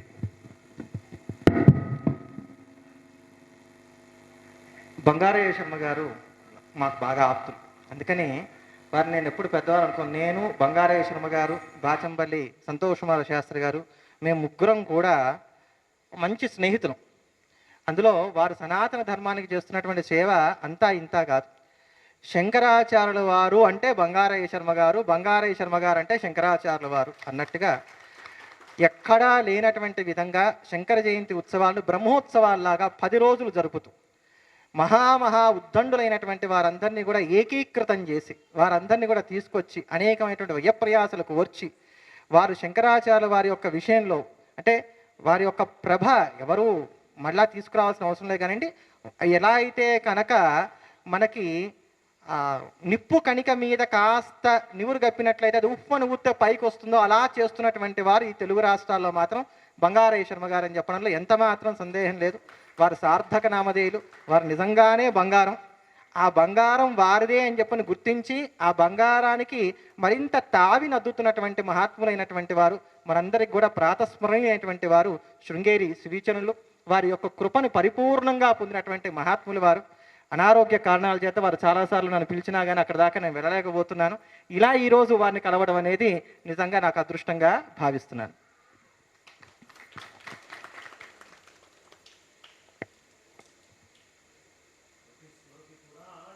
ఆలయం కరుణాలయం నమామి భగవత్పాద శంకరం లోకశంకరం. అజ్ఞానాం జాహ్నవీతీర్థం విద్యాతీర్థం వివేకినాం సర్వేషాం సుఖదం తీర్థం భారతీతీర్థమాశ్రయే. విద్యా వినయ సంపన్నం వీతరాగం వివేకినం వందే వేదాంత తత్వజ్ఞం విధుశేఖర భారతీం. శారదా శారదాంభోజ వదనావదనాంబుజే సర్వదా సర్వదాస్మాకం సన్నిధిం క్రియాత్. అగజానన పద్మార్కం గజాననమహర్నిశం అనేకదం తం భక్తానాం ఏకదంతముపాస్మహే. అనితర సాధ్యమైన లవణాంబుధి దాటియు లంకజొచ్చి సీతనుగని దైత్యులందునిమి తద్దశకందరు మందలించి లంకమసిజేసి వచ్చె మొనకాడని రామునిచే కౌగిటంజొనుపబడిన మాయనిల సూతుకి జ్యోతలు నర్చెదన్మదిన్. సభాకల్పతరం వందే. ఇవాళ నాకు చాలా సుదినం. జన్మాంతరంలో ఏదో సుకృతం చేసుకున్నాను కాబట్టి ఇలాంటి మహత్తరమైనటువంటి ఒక రోజు నాకు లభించింది. చాతుర్మాస్యాల్లో యతులని దర్శించుకోవడం చాలా విశేషం. వాళ్ళని చూసినంత మాత్రానే మనకి సాధూనాం దర్శనం పుణ్యం, స్పర్శనం పాపనాశనం, సంభాషణం సర్వతీర్థ సమం అని పెద్దలు చెప్తారు. నాకు సాక్షాత్తు యతి దర్శనం అయితే ఏ స్థితి కలుగుతుందో అలాంటి స్థితి ఇవాల్టి రోజున నాకు ఇక్కడ లభించింది బ్రహ్మశ్రీ సామవేదం షణ్ముఖ శర్మ గురువు గారి పక్కన కూర్చోవడం వల్ల. కారణం ఏమిటి అంటే, వీరిప్పుడు హిందూ యాప్ అని ఒక అద్భుతమైనటువంటి యాప్ భాస్కర్ గారు తయారు చేయిస్తున్నారు. ఆ యాప్లో ఆయన ఏమేమి పెడదాం అనుకుంటున్నారో అవన్నీ వారు చెప్పి ఉన్నారు. ఇత పూర్వమే దాదాపు అన్నీ చెప్పి ఉన్నారు. నేను ఈ యాప్లో ఏముంటుందని ఇలా తీసుకొని తిప్పుతూ ఉన్నాను. అందులో స్తోత్రాలు చాలా ఇత పూర్వం మేము వినని అనేక స్తోత్రాలు వారు చెప్పడం జరిగింది. అదేవిధంగా వేద భాగానికి అవసరమైనటువంటి ప్రధానమైన ఘట్టాలు అనేకం వారు చెప్పి ఉన్నారు. కాబట్టి వారు సమగ్రంగా అనేక విషయాల సమాహారం, అంటే జ్ఞానమంతా ఒక రూపం ధరిస్తే అది నాకు శృంగగిరి జగద్గురువులు యతీశ్వరులు ఎలాగో అలాంటి వారి యొక్క పరిపూర్ణమైనటువంటి అంశభూతంగా ఉన్నటువంటి వారు బ్రహ్మశ్రీ సామవేదం షణ్ముఖ శర్మ గారు. ఇది నా మనస్సులో వారి పట్ల ఉన్న భావన. ఇక ఆత్మీయులైనటువంటి మా గడ్డమణుగు తేజస్వి శర్మ గారు, వారు పక్కన కూర్చొని చాలా కాలమైంది మేము ఇరువురం కలిసి కూడా దగ్గర 4-5 సంవత్సరాలు అయింది. కానీ మేము కలిసి తిరిగినటువంటి మధుర స్మృతులు అనుభూతులు ఎప్పుడు మర్చిపోలేనటువంటివి. ఎప్పుడు మేము కలిసినా ధర్మం విషయం తప్ప ఇతర విషయాలు చర్చల్లోకి రావు, అసలు ఏవి మాట్లాడుకోం. కాబట్టి అలాంటి అనుబంధం ఉన్నటువంటి తేజస్వి శర్మ గారు, అదేవిధంగా ఇవాళ హిందూ యాప్ పేరు మీద ఆ సూర్యనారాయణ మూర్తి అన్నిటినీ ఎలా ప్రకాశం చేస్తాడో అలా ఈ భాస్కరుడు అనేటటువంటి వ్యక్తి హిందూ యాప్ అని పెట్టి సమస్తాన్ని ఒకసారి ప్రకాశం చేయాలి సనాతన వైదిక ధర్మాన్ని అని కంకణం కట్టుకొని ఆ పనిలో ముందుకు వెళ్తున్నాడు. గట్టిగా మనందరి కరతాళ ధ్వనుల మధ్యలో అభినందనలు ఆశీస్సులు తెలియపరచాలి. ఎందుకు అంటే, ఇప్పుడు ఇక్కడ మనం కూర్చొని ఉన్నాం. ఈ మొత్తము కనిపించడానికి కారణం ఆ లైట్లు. ఆ లైట్ లోపలే మొత్తం వెలుగంతా ఉంది. ఆ వెలుగు వల్లే మనం అందరం గోచరిస్తున్నాం. కానీ అది ఒక్కసారి వెలిగేటప్పటికి అంతకున్న ముందున్న చీకటి మొత్తం పోతుంది. పోగానే ఈ వెలుగులో ఈ వస్తువుల్లో అదొక వస్తువు అయిపోతుంది. అదే వెలుగుకి మూలమైన ఆ వెలుగంతా ప్రకాశమై కనిపించే అన్నీ కూడా నాకు కనిపిస్తున్నాయి అనుకుంటూ ఆ లైటుని కూడా ఒక వస్తువు కింద చూస్తాం. కానీ ఈ ప్రకాశమానమవుతున్నటువంటి అన్నిటికీ కారణము అది అనే విషయము మనం మర్చిపోతాం. ఈ సమస్తమైనటువంటి జీవనానికి, ఈ సమస్తమైనటువంటి ఈ ప్రపంచంలో ఉండే విజ్ఞానానికి మూలం వేదము అనే విషయాన్ని మనం మర్చిపోయి అన్ని వస్తువులతో పాటు వేదం కూడా ఒక వస్తువో ఒక పుస్తకమో ఇంకోటో అని అనుకుంటూ దాన్ని కూడా అలా చూసి దండం పెట్టుకొని వెళ్ళిపోతూ ఉంటాం. కానీ ఈ దృగ్గోచరమయ్యే సమస్తానికి వెలుగు అదే, ఈ జ్ఞానం మొత్తానికి మూలం అదే అనే విషయాన్ని మళ్ళీ తెలుసుకోవాలి. అంటే ఆ సూర్యనారాయణ మూర్తి యొక్క ప్రకాశం వల్లే ఇది కనిపిస్తుందని ఎలా తెలుసుకుంటామో అలాగే వేదం వల్లే గోచరమవుతుందని తెలుసుకుండే నిమిత్తం భాస్కరుడు అద్భుతంగా ఈ హిందూ యాప్ అనేటటువంటి దాన్ని రిలీజ్ చేస్తున్నాడు. ఇది చాలా అవసరం ఈరోజు. హిందూ కనెక్ట్ యాప్ తయారు చేస్తున్నాడు. ఏమిటి అంటే చాలామందికి వ్యసనం అయిపోయింది ఈ మధ్య. సెల్ ఫోన్ అనేటటువంటిది ఒక పెద్ద వ్యసనం అయిపోయింది. దాదాపు ఇవాళ ఎవరి దగ్గర తీసుకున్నా స్పాండిలైటిస్, గూడ, మెడ నొప్పి అనేటటువంటి స్థితి వచ్చింది. ఎందుకంటే ఇలా పెట్టుకొని చూస్తూనే ఒత్తుతూనే ఉంటారు.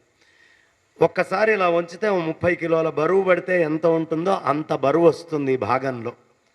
ఇక్కడ నొప్పులు రావడం ఆరంభం అవుతాయి. కాబట్టి ఈ యాప్ అనేటటువంటిది ఫోన్లు తీసుకొని రకరకాలైనటువంటి యాపుల్లోకి వెళ్ళి శోధిస్తూ శోధిస్తూ శోధిస్తూ మనిషి అలసిపోతూ అనారోగ్యాలని తెచ్చుకుంటున్నాడు.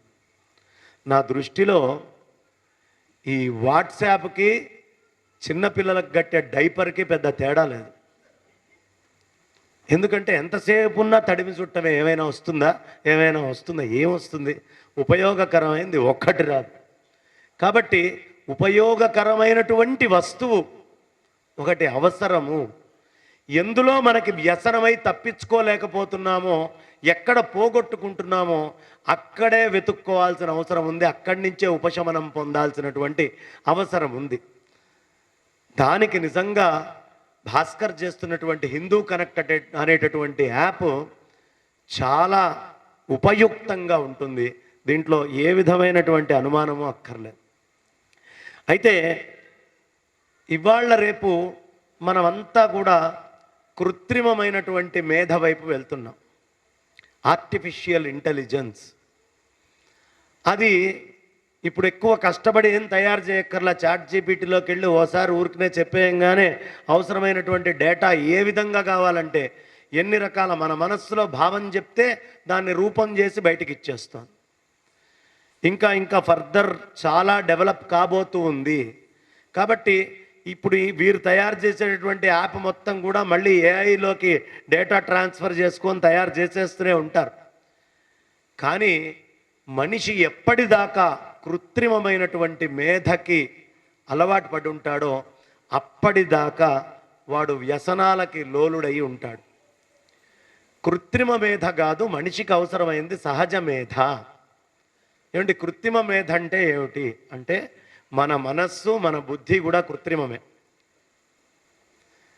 లక్ష్మీ నృసింహ పంచకంలో ఆదిశంకర భగవత్పాదాచార్యులు వారు చెప్తారు, త్వత్ప్రభుజీవ ప్రియమిచ్చసి చే నరహరి పూజాం కురు సతతం ప్రతిబింబాలంకృతి ధృతి కుశలో బింబాలంకృతి మాతనుతే చేతో భృంగ భ్రమసి వృధా భవమరుభూమౌ విరసాయాం భజ భజ లక్ష్మీ నరసింహానఘ పద సరసిజ మకరందం.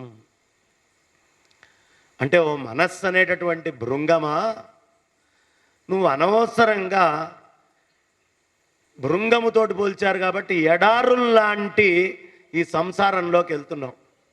ఎడారిలో ఎక్కడైనా మకరందం దొరుకుతుందా అండి? భ్రమరానికి పూల చెట్లు అన్నీ వస్తాయా?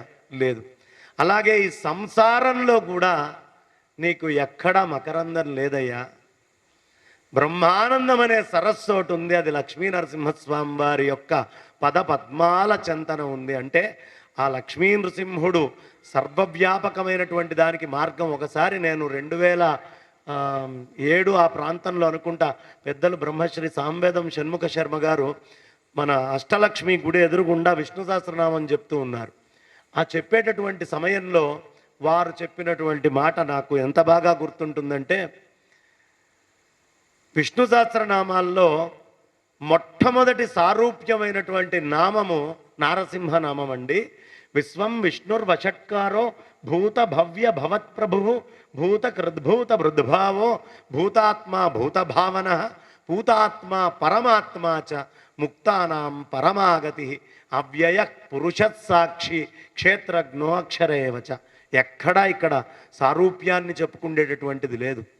అన్నీ ఆ పరబ్రహ్మానికి సంబంధించిందే. ఒక రూపంగా అవతారంగా చెప్పాలి అంటే నారసింహ వపు శ్రీమాన్ అక్కడ ఆరంభమవుతుంది అని వారు చెప్పారు.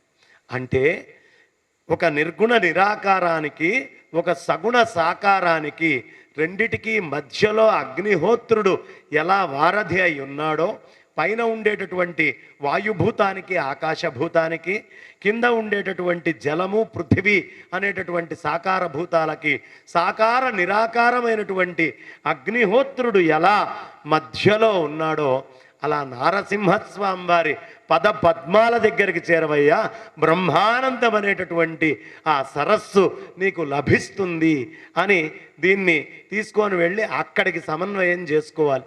కాబట్టి ఆ బ్రహ్మానందం ఏం చేస్తున్నాడు ప్రతివాడు ఈ ప్రపంచంలో అంటే శంకరాచార్యుల వారు ముందే చెప్పేశారు, మనకి ప్రతిబింబాల మీద ఉన్నటువంటి ప్రీతి బింబం మీద ఉండదు. అంతే కదా, ఈ మొబైల్ మీద ఉన్న ప్రీతి పక్కన మనిషిగా నిల్చున్న వాడి మీద లేదు. ఆ మిర్రర్ ఇమేజెస్ మీద ఉన్న ఇంట్రెస్ట్ ప్రత్యక్షంగా ఉన్నటువంటి వాటి మీద ఉండదు. అందుకనే ఎప్పుడు చూసినా మనం ఈ ప్రతిబింబాన్ని అలంకరించాలని చూస్తాం. అప్పుడు చెప్పారు శంకర్లు, ఓ మనస్సా, నీ ప్రభువైనటువంటి జీవుణ్ణి నువ్వు గనక ఉద్ధరించాలి అనే కోరిక నీకు ఉంటే నువ్వేం చేస్తావు? ప్రతిబింబమైనటువంటి జీవుడి దగ్గరికి వెళ్ళకు, బింబస్వరూపమైనటువంటి పరమాత్మని నువ్వు అలంకరించు అని చెప్తారు. అంతే కదండి. అద్దం ముందు నిల్చొని అద్దంలో ఉండేటటువంటి ప్రతిబింబానికి మనం అలంకారాలు చేసుకుంటూ పోతే మనం జరగంగానే ఏమైందండి, అలంకారం అంతా వృధా అయిపోలేదు. అలాగే ఈ ప్రతిబింబమైనటువంటి జీవుడి కోరికల్ని తీరుస్తూ దాని వెనకాలబడి తాపత్రయపడుతూ వెంపర్లాడుతూ తిరుగుతున్నావురా, అది కాదు. ఈ ప్రతిబింబానికి మూలమైనటువంటి పరమాత్మ అనేటటువంటి బింబాన్ని నువ్వు దర్శించు, ఆ బింబాన్ని నువ్వు అలంకరించు. దీనికి పరమాచార్యుల వారు ఉదాహరణ చెప్తారండి. కంచి పరమాచార్యుల వారు ఒక అద్దాల మంటపం ఉందట, అద్భుతమైంది. ఆ మధ్యలో ఒక లక్ష్మీ నరసింహస్వామి వారి యొక్క విగ్రహాన్ని పెట్టారు. ఓ తల్లి లోపలికి వచ్చింది. అద్దాల మంటపంలో ఎన్ని కనిపిస్తాయండి? ఇన్ఫినిట్, అంతము లేదు, అనంతమైనటువంటివి కనిపిస్తాయి. ఆ తల్లికి విపరీతమైన ప్రేమ వచ్చి ఆ అద్దంలో ఉన్న ప్రతి లక్ష్మీ నరసింహస్వామి వారికి బొట్టు పెట్టడం మొదలుపెట్టింది, గంధం పెట్టడం మొదలుపెట్టింది. ఎప్పటికి గాను ఎంత పెట్టినా ఇంకొకటి మిగిలిపోయే ఉంటుంది, ఎంత అలంకరించినా ఇంకా అలంకారం మిగిలిపోయే ఉంటుంది. కాబట్టి ఎక్కడ పెట్టాలి?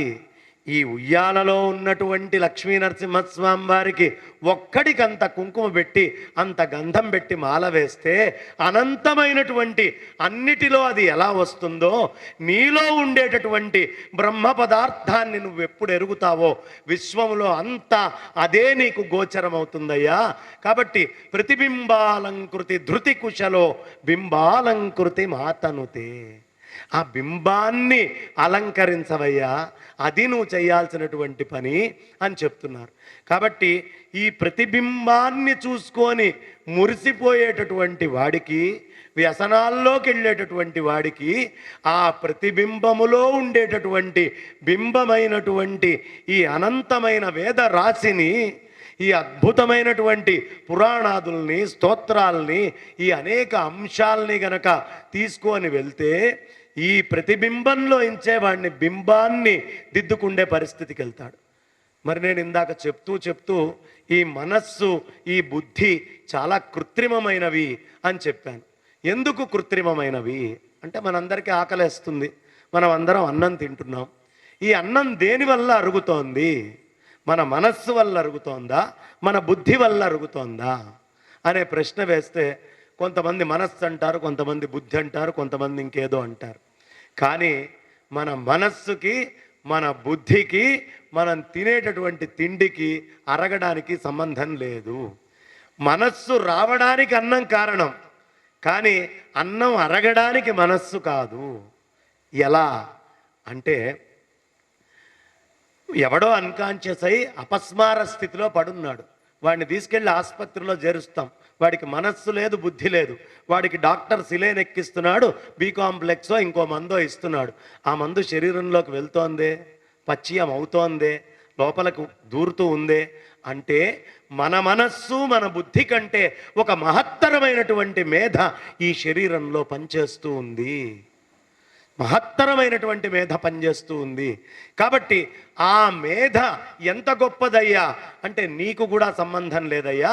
దానివల్ల నీకు మనస్సు ఏర్పడి ఆ మనస్సుతో ఆ ఆనందం ఎక్కడ వస్తుందా అని భౌతికంగా నువ్వు వెతుక్కుంటూ తిరుగుతున్నావు. నువ్వు వెతికేటటువంటి భౌతికమైనది ఏది కూడా నీ నిజమైనటువంటి మేధ కాదు, కృత్రిమమైనటువంటి మేధ. ఎందుకు? నువ్వు వెతికే ప్రతి పదార్థము నశ్వరమైందే, నాశనమయ్యేటటువంటి దాన్నే నువ్వు వెతుకుతున్నావు. కానీ ఆ నాశనమయ్యే దాంట్లో నీలో నాశరహితమైనటువంటి మేధ ఏది అరిగిస్తోందో ఆ మేధే, ఆ పరాప్రకృతే అన్నిట్లో ఉంది అనేటటువంటి జ్ఞానాన్ని నువ్వెప్పుడు సముపార్జన చేస్తావో అప్పుడు మహత్తరమైనటువంటి ఆ బ్రహ్మానంద స్థితి మనకి చేరుతుంది అని చాలా అద్భుతం. కాబట్టి ఈ ఆహారాన్ని మనం తింటోంది మన మనస్సు అరిగించట్లేదు, మన బుద్ధి అరిగించట్లేదు, అరిగిస్తున్నటువంటిది ప్రకృతి. అందుకనే పురుష సూక్తంలో పాదోస్య విశ్వభూతాని త్రిపాదూర్ధ్వ ఉదైత్ పురుష. ఒక్క పాదమే విశ్వభూతాలన్నీ. నువ్వు వెతుక్కుంటూ తిరిగేదంతా ఒక పాదమే. నీ వెతకనటువంటివి 3 పాదాలున్నాయి. అది నువ్వు అగ్నిహోత్రుణ్ణి ఆధారం చేసుకొని ఊర్ధ్వగమనం చేస్తే నీకు కనిపించనటువంటివి 3 ఉన్నాయి. అంటే ఆకలేస్తుంది, తల్లి దగ్గరకో భార్య దగ్గరకో వెళ్ళి ఆకలేస్తోంది అని చెప్తాడు. వాడి నోట్లో నుంచి వచ్చేటటువంటి శబ్దం వల్ల వాడికి ఆకలేస్తుంది అనేటటువంటి విషయం అవతల తెలుస్తుంది. కానీ వాడి ఆకలి వాడి మాట చెప్పినప్పుడే కాలేదు, మాట కంటే ముందు మనస్సులో వాడి ఆకలి వాడికి తెలిసింది. కాబట్టి ఈ కనిపించనటువంటిది ఒకటి. మరి మనస్సుకి ఆకలేస్తోందని ఎక్కడి నుంచి తెలిసిందండి అంటే మన శరీరంలో trillions and trillions of cells, కొన్ని కోట్ల కోట్ల కోట్ల కణాలు లోపల ఉన్నాయి. ఈ కణాలన్నిటికీ తెలివి ఉంది. అదే మనకి సిసిఎంబి లాంటి ల్యాబుల్లోకి వెళ్ళినప్పుడు దాన్ని తీసుకొని వెళ్ళి ఆ లివింగ్ సెల్ని పెట్టి దానికి ఆహారం పెడుతూ రీసెర్చ్ చేస్తారు. కాబట్టి ఈ trillions and trillions of cells మన శరీరంలో ఏది ఉందో ప్రతి ఒక్కటి ఒక ప్రత్యేకమైనటువంటి మేధతో పనిచేస్తున్నాయి. వాటన్నిటికీ ఏది కావాలో ఆ విషయాన్ని అది మనస్సు అనేది ఒకటి మనకి తయారు చేసి దానికి సంకేతం పంపిస్తోంది.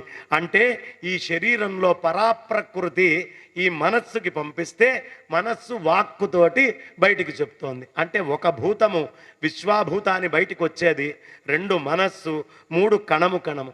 మరి ఈ కణంలో తెలివితేటలు ఉన్నాయ్యా అంటే కాదండి.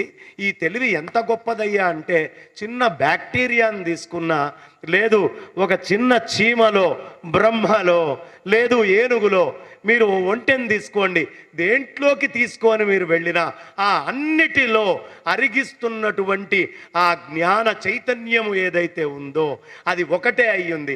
బ్యాక్టీరియాలో అదే పనిచేస్తోంది. ఈ ఉపాధిలో నాకు నా ముందున్న వాడికి ఏం వైర్ కనెక్ట్ అయ్యలేదు, లేకపోయినప్పటికీ నాకే తెలివి పనిచేస్తోందో నా ముందు ఉన్నటువంటి వాళ్ళకి అదే తెలివి పనిచేస్తోంది. కాబట్టి ఆ పరాశక్తిని అన్నిట్లో దర్శించవయ్యా. ఆ జ్ఞానాన్ని ఎప్పుడు నువ్వు దర్శిస్తావో అప్పుడు నువ్వు అపరిమితమైనటువంటి ఆ మేధని తీసుకొని వెళ్ళి ఆ ఆత్మవస్తువుతోటి నువ్వు కలుస్తావు అనేటటువంటి విషయాన్ని మనకి ఎంతో అద్భుతంగా, అతి రమ్యంగా, వైభవంగా సనాతనమైనటువంటి వేదమాత బోధిస్తూ ఉంది. ఆదిశంకర భగవత్పాదాచార్యుల వారి యొక్క ఉపదేశ సారము ఇదే. నువ్వు కలవాల్సింది దేనికి? ఆ మేధకి ఆడతోటి సంబంధం ఉందా? ఆ మేధకి మొగతోటి సంబంధం ఉందా? ఆ మేధకి జంతువుతోటి సంబంధం ఉందా? ఇక్కడ ఉన్న మేధ ఉంది, అమెరికాకి పోయినా ఆ మేధ పనిచేస్తోంది, చంద్రుడి దగ్గరికి వెళ్ళినా ఆ మేధ పనిచేస్తోంది, ఆ మేధ నువ్వు ఎక్కడికి వెళ్ళినా పనిచేస్తోంది. కాబట్టి ఆ మేధ అపరిమితమై, అనంతమై, ఆది మధ్యాంతరహితమై, కేవలమై, నిర్గుణమై, సచ్చిదానందమై, పరబ్రహ్మ వస్తువై అంతటా వ్యాపించి ఉంది. అలాంటి మేధతో నువ్వు ఏకత్వము అనేటటువంటిది పొందయ్యా. ఎలా పొందుతావు అంటే నా మనస్సు చిన్నదయ్యా. యతో వాచో నివర్తంతే అప్రాప్య మనసా సహ. ఎక్కడ వాక్కులు మనస్సు అన్నీ ఆగిపోతాయో ఆ మనస్సుకి మూలమైనటువంటి ఆ మేధని ఒక్కసారి ఈ మనస్సుతో ఈ బుద్ధితో అంతటా దర్శించడం ఆరంభిస్తే అప్పుడు ఆ ఏకత్వం అనేటటువంటిది సిద్ధిస్తుంది. అలాంటి స్థితికి తీసుకెళ్ళటానికి ఒక్క వేదానికే ఆ శక్తి ఉంది. వేదము అంటే వేదంలోవే ఉపనిషత్తులు కూడా, బ్రాహ్మణాలైన అరణ్యకాలైన ఉపనిషత్తులైన ఆ మేధ ఏమిటి అని దగ్గరికి తీసుకెళ్ళేటటువంటిది. ఇవాళ అలాంటి మేధని కలపడానికి అవసరమైనటువంటి స్థితిలో ఈ ఆర్టిఫిషియల్ ఇంటెలిజెన్స్ వచ్చి ఈ మనకి సహజముగా కానటువంటి ఏ ఇంటెలిజెన్స్లోకి మనం వెళ్తున్నామో అసహజమైనటువంటిది, దాని నుంచి అసహజమైనటువంటి మన బుద్ధిని మన మనస్సుని సహజమైనటువంటి మేధతో కలపాల్సినటువంటి అవసరం లేకపోతే అనేకమైనటువంటి దారుణాలు భవిష్యత్తులో ఈ ఆర్టిఫిషియల్ ఇంటెలిజెన్స్ వల్ల మనం చూడాల్సినటువంటి పరిస్థితి వస్తుంది.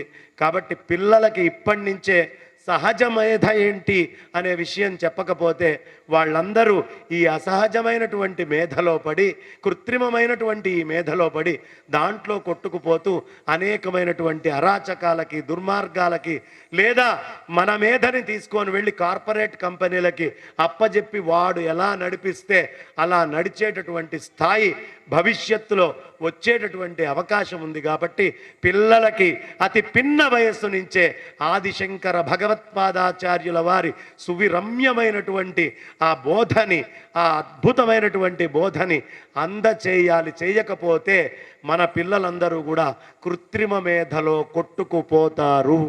దాని నుంచి బయటపడేయాలి.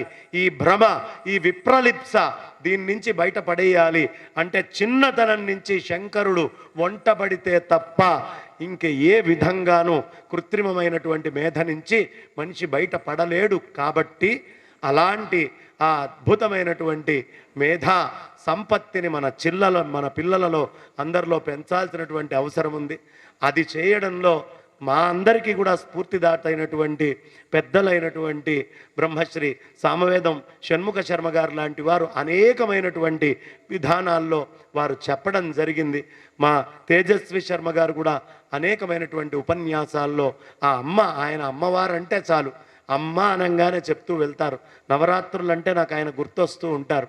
అలా ఆ అమ్మ గురించి, ఆ పరాప్రకృతి గురించి మనం తెలుసుకొని పరబ్రహ్మ పట్టమహిషిగా ఆ తల్లిని మార్చడానికి ఈ హిందూ కనెక్ట్ యాప్ ద్వారా ఈ స్తోత్రాలు ఇక్కడికి కాకుండా రాబోయేటటువంటి ఆర్టిఫిషియల్ ఇంటెలిజెన్స్లో న్యాచురల్ ఇంటెలిజెన్స్ని ఎలా తీసుకొని వెళ్ళి సమ్మిళితం చేయాలో దానికి కూడా ఈ హిందూ కనెక్ట్ యాప్ని అభివృద్ధి చేయాలి అని నేను కోరుకుంటూ, అలా ఎవరు చేసినా ఈ ధర్మాన్ని పరిరక్షించడంలో భాగస్వాములు అవుతారు అని తలుచుకుంటూ, ఇంకా పెద్దలు చెప్పాలి.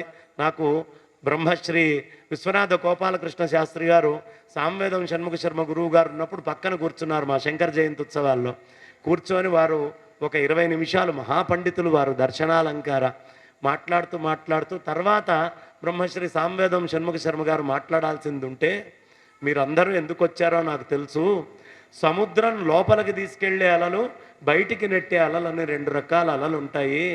ఆ అద్భుతమైనటువంటి వారి యొక్క విజ్ఞానం అనేటటువంటి అలలలో ఆ సాగరాన్ని దర్శించాలని వచ్చినటువంటి మిమ్మల్ని వెళ్ళగొట్టేటటువంటి అలలాగా ఇంతకంటే నేను మాట్లాడితే గొప్పగా ఉండదు అని వారు చెప్పింది వారికి సమన్వయం కాదు, నాకు ఖాయంగా అవుతుంది. కాబట్టి ఆ పెద్దల్ని వారిని కూడా నమస్కరించుకుంటూ ఈ చక్కటి అవకాశాన్ని సాయంకాలంలో నాకు ఇచ్చినటువంటి ఈ హిందూ కనెక్ట్ యాప్ భాస్కర్ గారికి కానీ ఎవరికైనా అనేక కృతజ్ఞతలు చెప్తూ నా వాణికి విరామాన్ని ఇస్తున్నాను. స్వస్తి స్వస్తి ప్రజాభ్య పరిపాలయంతు.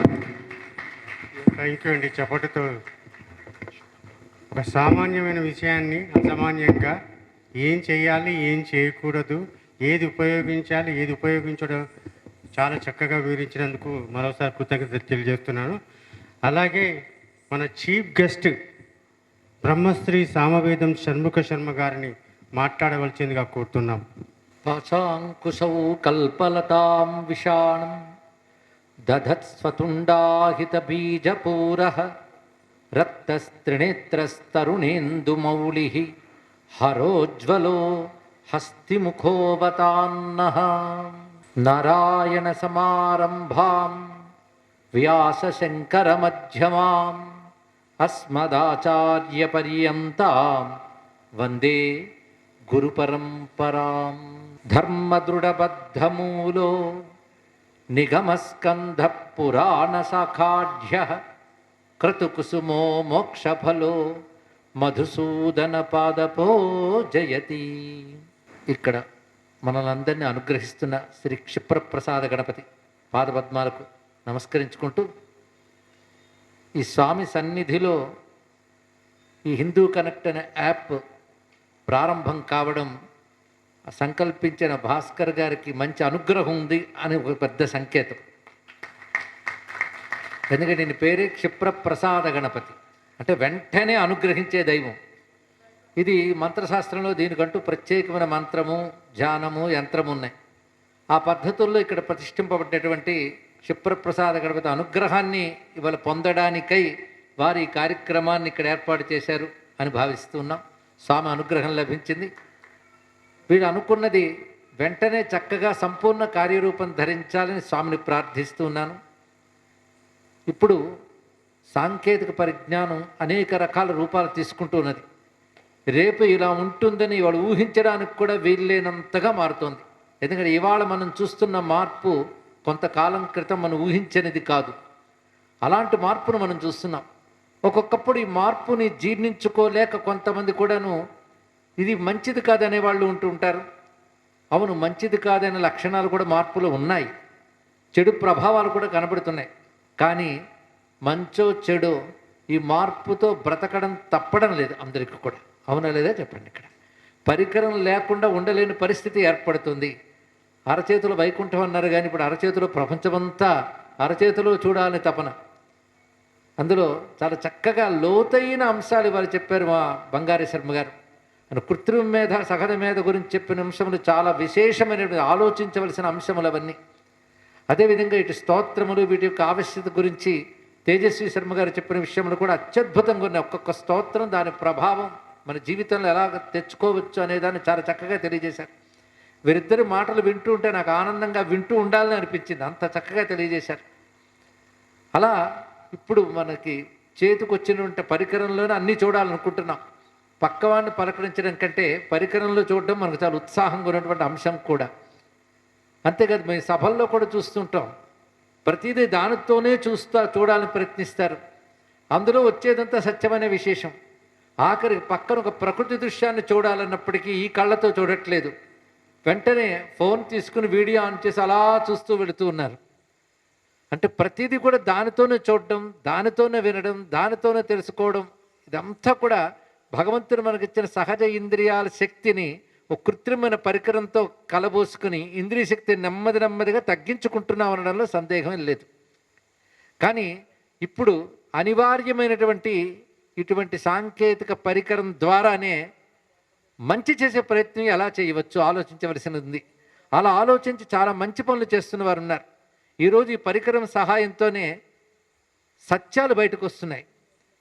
కొన్ని అసత్యాలు సత్యాలుగా వార్తలుగా వ్యాపించిపోతూ ఉంటే ఆ అసత్యాలను మనకు తెలియజేస్తూ అసలు సత్యం ఏదో చెప్తున్నవి కూడా ఈ పరికరం ద్వారానే జరుగుతున్నాయి, సామాజిక మాధ్యమం ద్వారా. కనుక ఏది చెడు చేస్తుంది అనిపిస్తున్నదో దాన్ని ఉపయోగించుకుని దాని ద్వారా బాగు చేయించాలి. అంతేగాని ఈ మార్పును మనం వ్యతిరేకించితే లాభం లేదు. ఆ మార్పు మహావేగంగా జనజీవనంలో కలిసిపోయింది. అందుకు దానితోనే ఆఖరికి మన ఇంద్రియాల కంటే పరికరమే ఒక మహా ఇంద్రియంలా పనిచేస్తుంది. అవునా లేదా చెప్పండి. ఇక్కడ అది ఉండాలి. పైగా వస్త్రాలైనా మర్చిపోతామేమో కానీ ఇది మాత్రం మర్చిపోకుండా మనం ఎప్పుడు మనతోనే ఉంచుకుంటాం. అడుగడుగునే దాన్నే చూస్తూ ఉంటాం. ఆఖరికి పూజలు జరుగుతున్నా, పూజ జరుగుతున్నా మనం ఇది చూస్తూ ఉంటాం. అక్కడక్కడ ప్రవచనాల వెనక సీట్ ఎందుకు చూసుకుంటామంటే అది చూసుకుంటూ వినకపోయినా పర్వాలేదు ఉద్దేశంతో.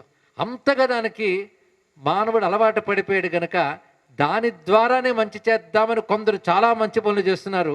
అలాంటి వాటిలో ఇవాళ ఈ యాప్ ఆవిష్కరణ కూడా అటువంటిది. హిందూ కనెక్ట్ అనేటువంటిది అరచేతి పరికరంలోనే హిందూ ధర్మం అంతా అందించాలని వారు చేసిన విభాగం నేను చూస్తే హిందూ ధర్మాన్ని ఎంత చక్కగా విభాగం చేశారు, అన్నీ కలిపి ఎలా చూపించారు అనేది. ముందు వేదాలతో మొదలుపెట్టారు. ఎందుకంటే అన్నిటికీ మొదలు వేదమే సనాతన ధర్మంలో. అందుకు వేదముతో మొదలుపెట్టి వేద అనుసారి అయినటువంటి పురాణములు, ఇతిహాసాలు, అంటే శృతి స్మృతి పురాణ ఇతిహాసాలు. స్మృతి అంటే ధర్మశాస్త్రం కనుక వేదములు, ధర్మశాస్త్రాలు, పురాణాలు, ఇతిహాసాలు. ఆ తర్వాత వాటిని అనుసరించి వచ్చినటువంటి వాంగ్మయం చాలా విస్తారంగా ఉంది. ఆ వాంగ్మయంలో మనకు స్తోత్ర వాంగ్మయం, సకల దేవతా స్తోత్రములు అందులో నిబద్ధం చేశారు. పైగా ప్రపంచవ్యాప్తంగా ఉన్నటువంటి సర్వక్షేత్ర సమాచారం ఇందులో పొందుపరిచారు. మహాత్ముల చరిత్రలు కూడా ఉన్నాయి. ఇంకేం కావాలి? ఒకటి క్షేత్రములు, మహాత్ముల చరిత్రలు, దాని వెనకాల వాంగ్మయం. మొత్తం సనాతన ధర్మానికి ఆధారములు ఈ మూడేనండి. ఒకటి వాంగ్మయం, రెండవది క్షేత్రములు, మూడవది మహాపురుషులు. వీళ్ళ వల్లనే సనాతన ధర్మం ఇంత సజీవంగా ఉన్నది. ఈ మూడింటి వల్ల. ఏదో ఒక గ్రంథం వల్ల మాత్రమే కాదు, ఏదో ఒక వ్యక్తి వల్ల మాత్రమే కాదు. అపారమైన గ్రంథరాశి ఉన్నది, అసంఖ్యాకమైన క్షేత్రరాశి ఉన్నది, లెక్కకందని మహాత్ముల బలం ఉంది సనాతన ధర్మానికి. అందుకే సనాతన ధర్మం చెక్కు చెదరకుండా ఉండడానికి ఈ మూడే కారణం. ఆ మూడింటిని చక్కగా పొందుపరిచారు వీరు. వేదములు మొదలుకొని వచ్చిన వాంగ్మయ రాసంతా ఒకవైపు అయితే, క్షేత్ర వాంగ్మయం అంతా మరొక, క్షేత్ర విజ్ఞానం అంతా ఒకచోట పెట్టారు. దాని తర్వాత ఈ జ్ఞానానికి మా జీవితాలే సజీవ ఉదాహరణలు చెప్పిన మహర్షుల యొక్క చరిత్రలు, మహాత్ముల యొక్క చరిత్రలు పెట్టారు. ఇంకేం కావాలి? ఈ సమగ్రమైన సమాచారం హిందూ ధర్మంతో తప్పకుండా కనెక్ట్ చేస్తుంది. అందుకే హిందూ కనెక్ట్ అనే పేరు చాలా సముచితంగా పెట్టారు. పైగా నేను ఇక్కడ కూర్చున్న వెంటనే శ్రీ దీకొండ భాస్కర్ గారి మాటలు విన్నాను. ఆయన మాటల స్పష్టత నాకు నచ్చింది. ఏమి చెయ్యదలుచుకున్నానని స్పష్టంగా చూపించారు. అంతేగాని ఇది బాగుంది కదా, నేను ఈ మార్గంలో ప్రజాకర్షణ పొందాలి అనేటువంటి ప్రయత్నమేమీ లేదు. దీన్ని సద్వినియోగపరుచుకుని ధర్మానికి నా వంతు సేవ చేయాలి అనేటువంటి హృదయం ఆయనకున్నదని స్పష్టమైంది. రెండవది, ఏది ఉంచాలో ఏది ఉంచకూడదు అని కూడా అర్థమైంది. ఇక్కడ సంప్రదాయాన్ని గౌరవిస్తాను, ఆ సంప్రదాయాన్ని అనుసరిస్తూ చెప్తానే తప్ప దాన్ని అతిక్రమించి వెళ్ళనని చెప్పారు. అది చాలా ముఖ్యం. ఎందుకంటే ఎన్ని కబుర్లాడినప్పటికి కూడా సంప్రదాయాన్ని గౌరవించినప్పుడే సరైన జ్ఞానాన్ని అందించగలం.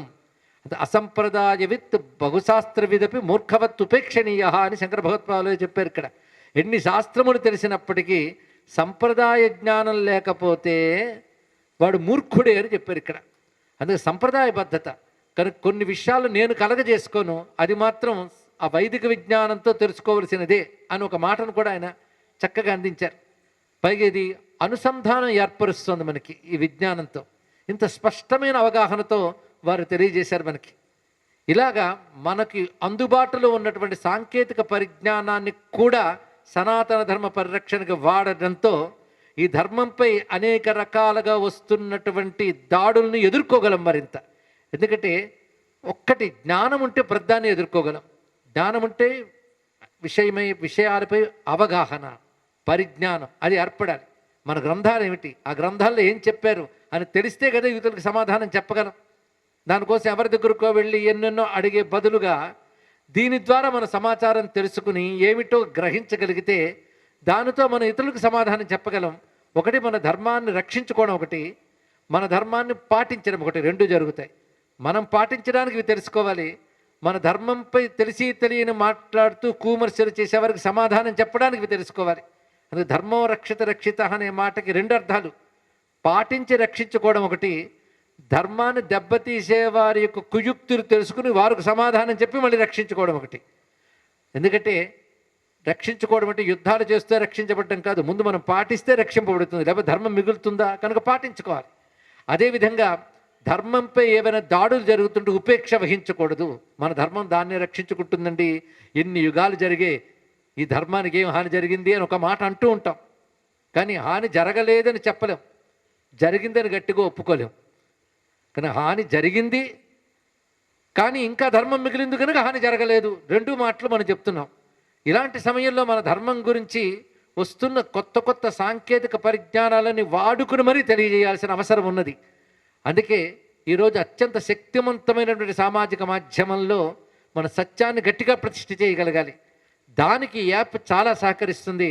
ముఖ్యంగా ఎవరికి అంటే విషయం తెలుసుకోవాలని అనుకునే వాళ్ళకి, పరిశోధకులకి. అంటే ఒక విషయంపై పరిశోధన చేసేటప్పుడు ఏ శాస్త్రంలో ఏం చెప్పారో గ్రహించాలంటే అన్నీ ఒకచోట ఉండాలి కదా. ఒక చోట ఉండడానికి ఈ రోజుల్లో ఈ యాప్ అనేది గొప్ప పరికరం. ఎందుకంటే ఒకప్పుడు క్యాసెట్లు, దానికి ముందు ఎల్పి రికార్డులు ఈపీ రికార్డులు చూసాం మనం. అదే అల్టిమేటము. మరి టెక్నాలజీ అంతకంటే పైన ఉండదు అనుకున్నాం. అది మారే క్యాసెట్లు వచ్చాయి, క్యాసెట్ తర్వాత సీడీలు వచ్చాయి, తర్వాత పెన్ డ్రైవ్లు వచ్చాయి. ఆఖరికి సీడీలు పెన్ డ్రైవ్ల మీద తెచ్చిన కంపెనీలు మూతలు పట్టాయి. వాళ్ళు కూడా వీటిని ఆశ్రయించుకుని అన్ని అరచేతులు అందించే ప్రయత్నమే చేస్తున్నారు. కానీ ప్రతి వారు ఇప్పుడు అరచేతులు అందిస్తే కానీ అందుకునే స్థితిలో ఎవరూ లేరు. అలా ఇప్పుడు ఈ పరిజ్ఞానాన్ని కూడా అరచేతులు అందించడం కోసమని యాప్ని పెట్టినటువంటి భాస్కర్ గారి ఆలోచనను ముందు అభినందిస్తూ ఉన్నాను. దాని తర్వాత ఆయన చేస్తున్న పెద్ద అంశం ఏంటంటే ప్రణాళికాబద్ధంగా వెళుతున్నారు. ఏదో ఒక రాత్రి ఆలోచనతో రెండో రోజు ఆవేశంతో ప్రకటించడం కాదు.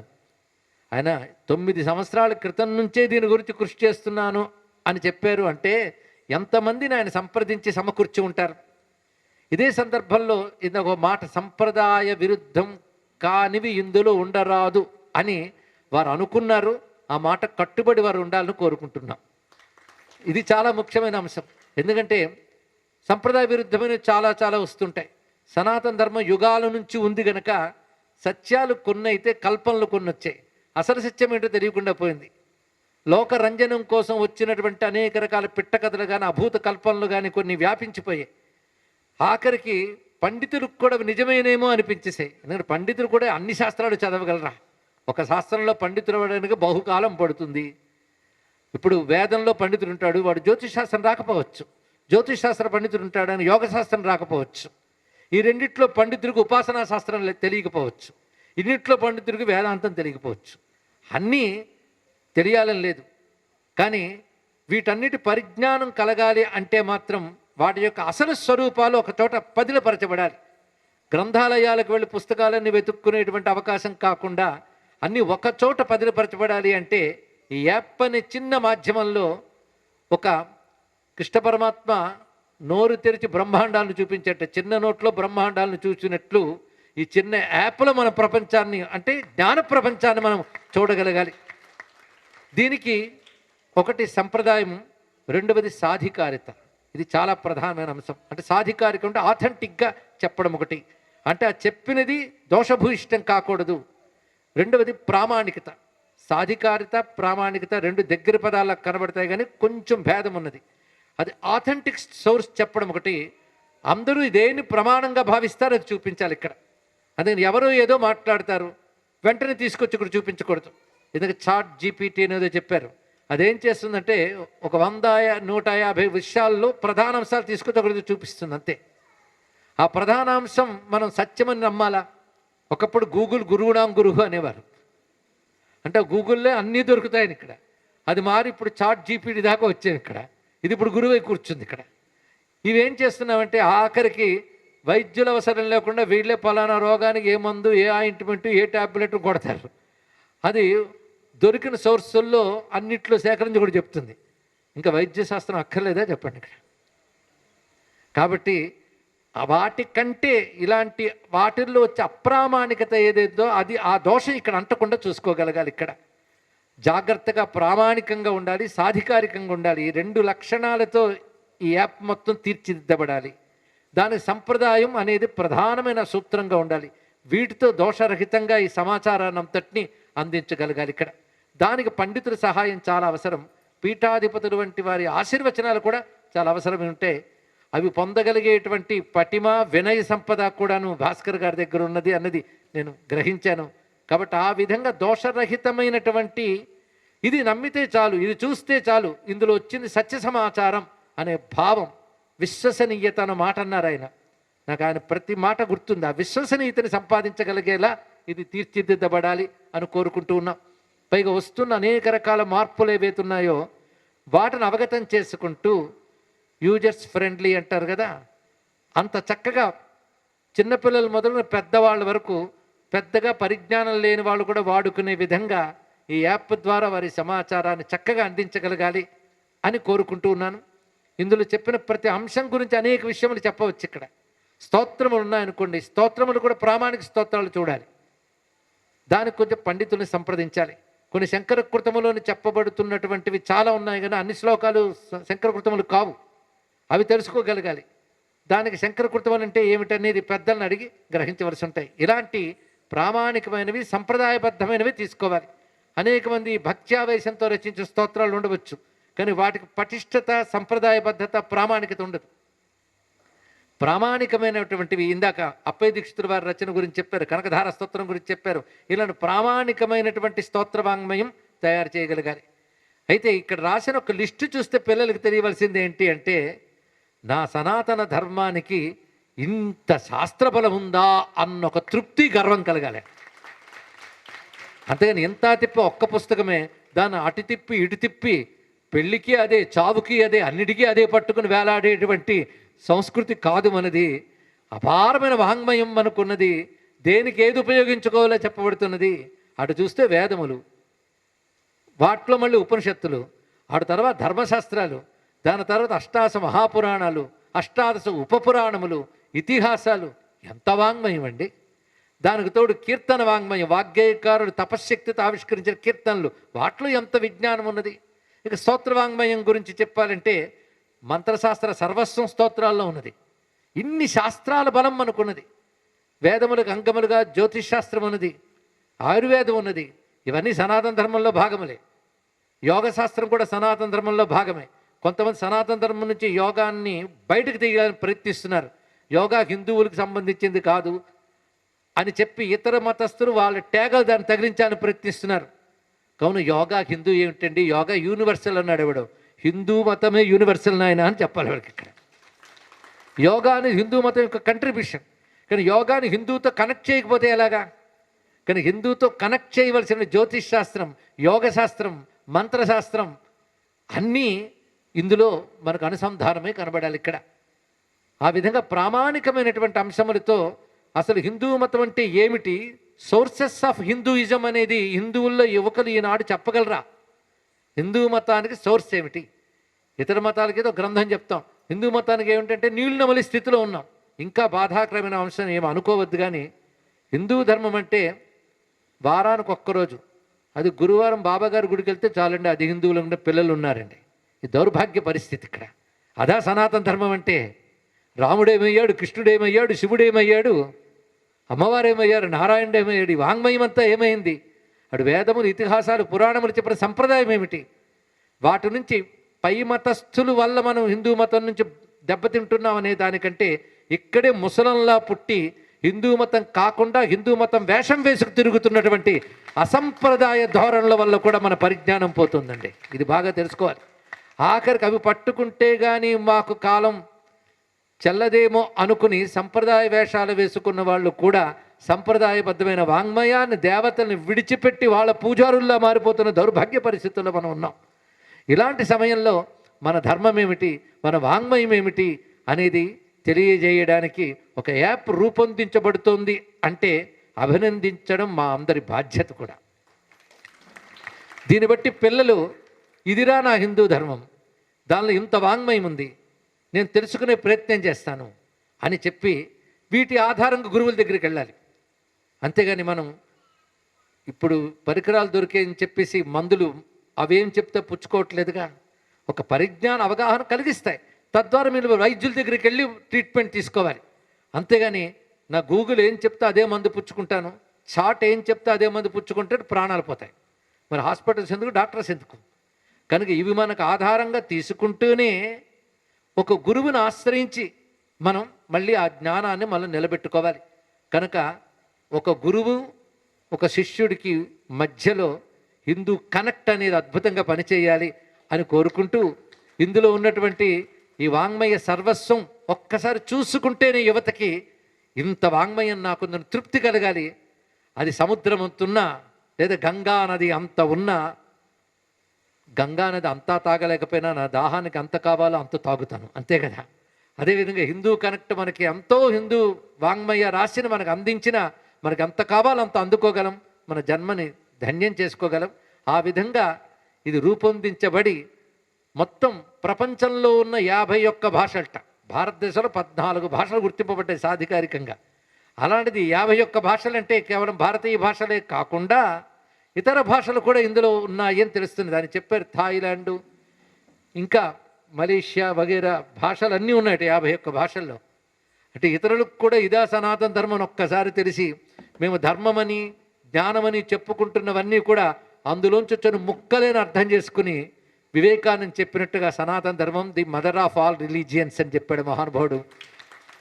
అది ధర్మం యొక్క స్వరూపాన్ని ప్రపంచం అంతా తెలుసుకునేలా చేయగలుగుతున్నటువంటి ఈ యాప్ను స్వాగతిస్తూ ఇది సరియైన పద్ధతిలో సరియైన పంథాలో సంప్రదాయ పరిరక్షణకు ఉపయోగింపబడాలని, ఆ విధంగా బుద్ధులని శక్తుల్ని ప్రేరేపణ చేయాలని మా క్షిప్రప్రసాద గణపతిగా నమస్కరిస్తూ స్వస్తి. సామవేదం షణ్ముఖ గారు సౌమ్యంగా వేదాల నుంచి ఇన్ని యాప్కి సంబంధించిన విషయాలు ఒక పువ్వు కూర్చి ఒక మాల తయారు చేసినట్టుగా, ఒక అరటి తొక్కని తీసి పండు చేతిలో పెట్టినట్టుగా చాలా సులభంగా యాప్ గురించి చాలా బాగా చెప్పారు. చెప్పినందుకు మరోసారి కృతజ్ఞతలు తెలుస్తున్నాం. అంటే చప్పట్లతో కొద్దిగా మన ఆనందాన్ని వ్యక్తం చేద్దాము.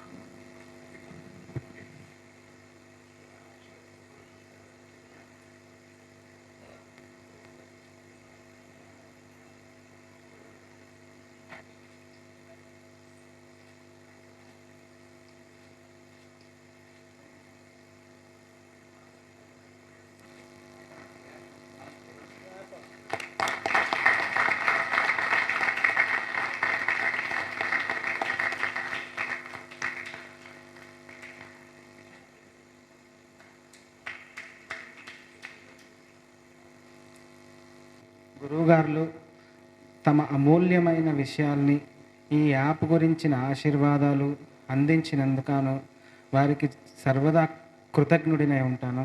జీవితాంతం రుణపడి ఉంటాను. వారి ఇక్కడికి రావడమే నా మహద్భాగ్యంగా నేను భావిస్తున్నాను. ధన్యవాదాలు అయ్య గారు.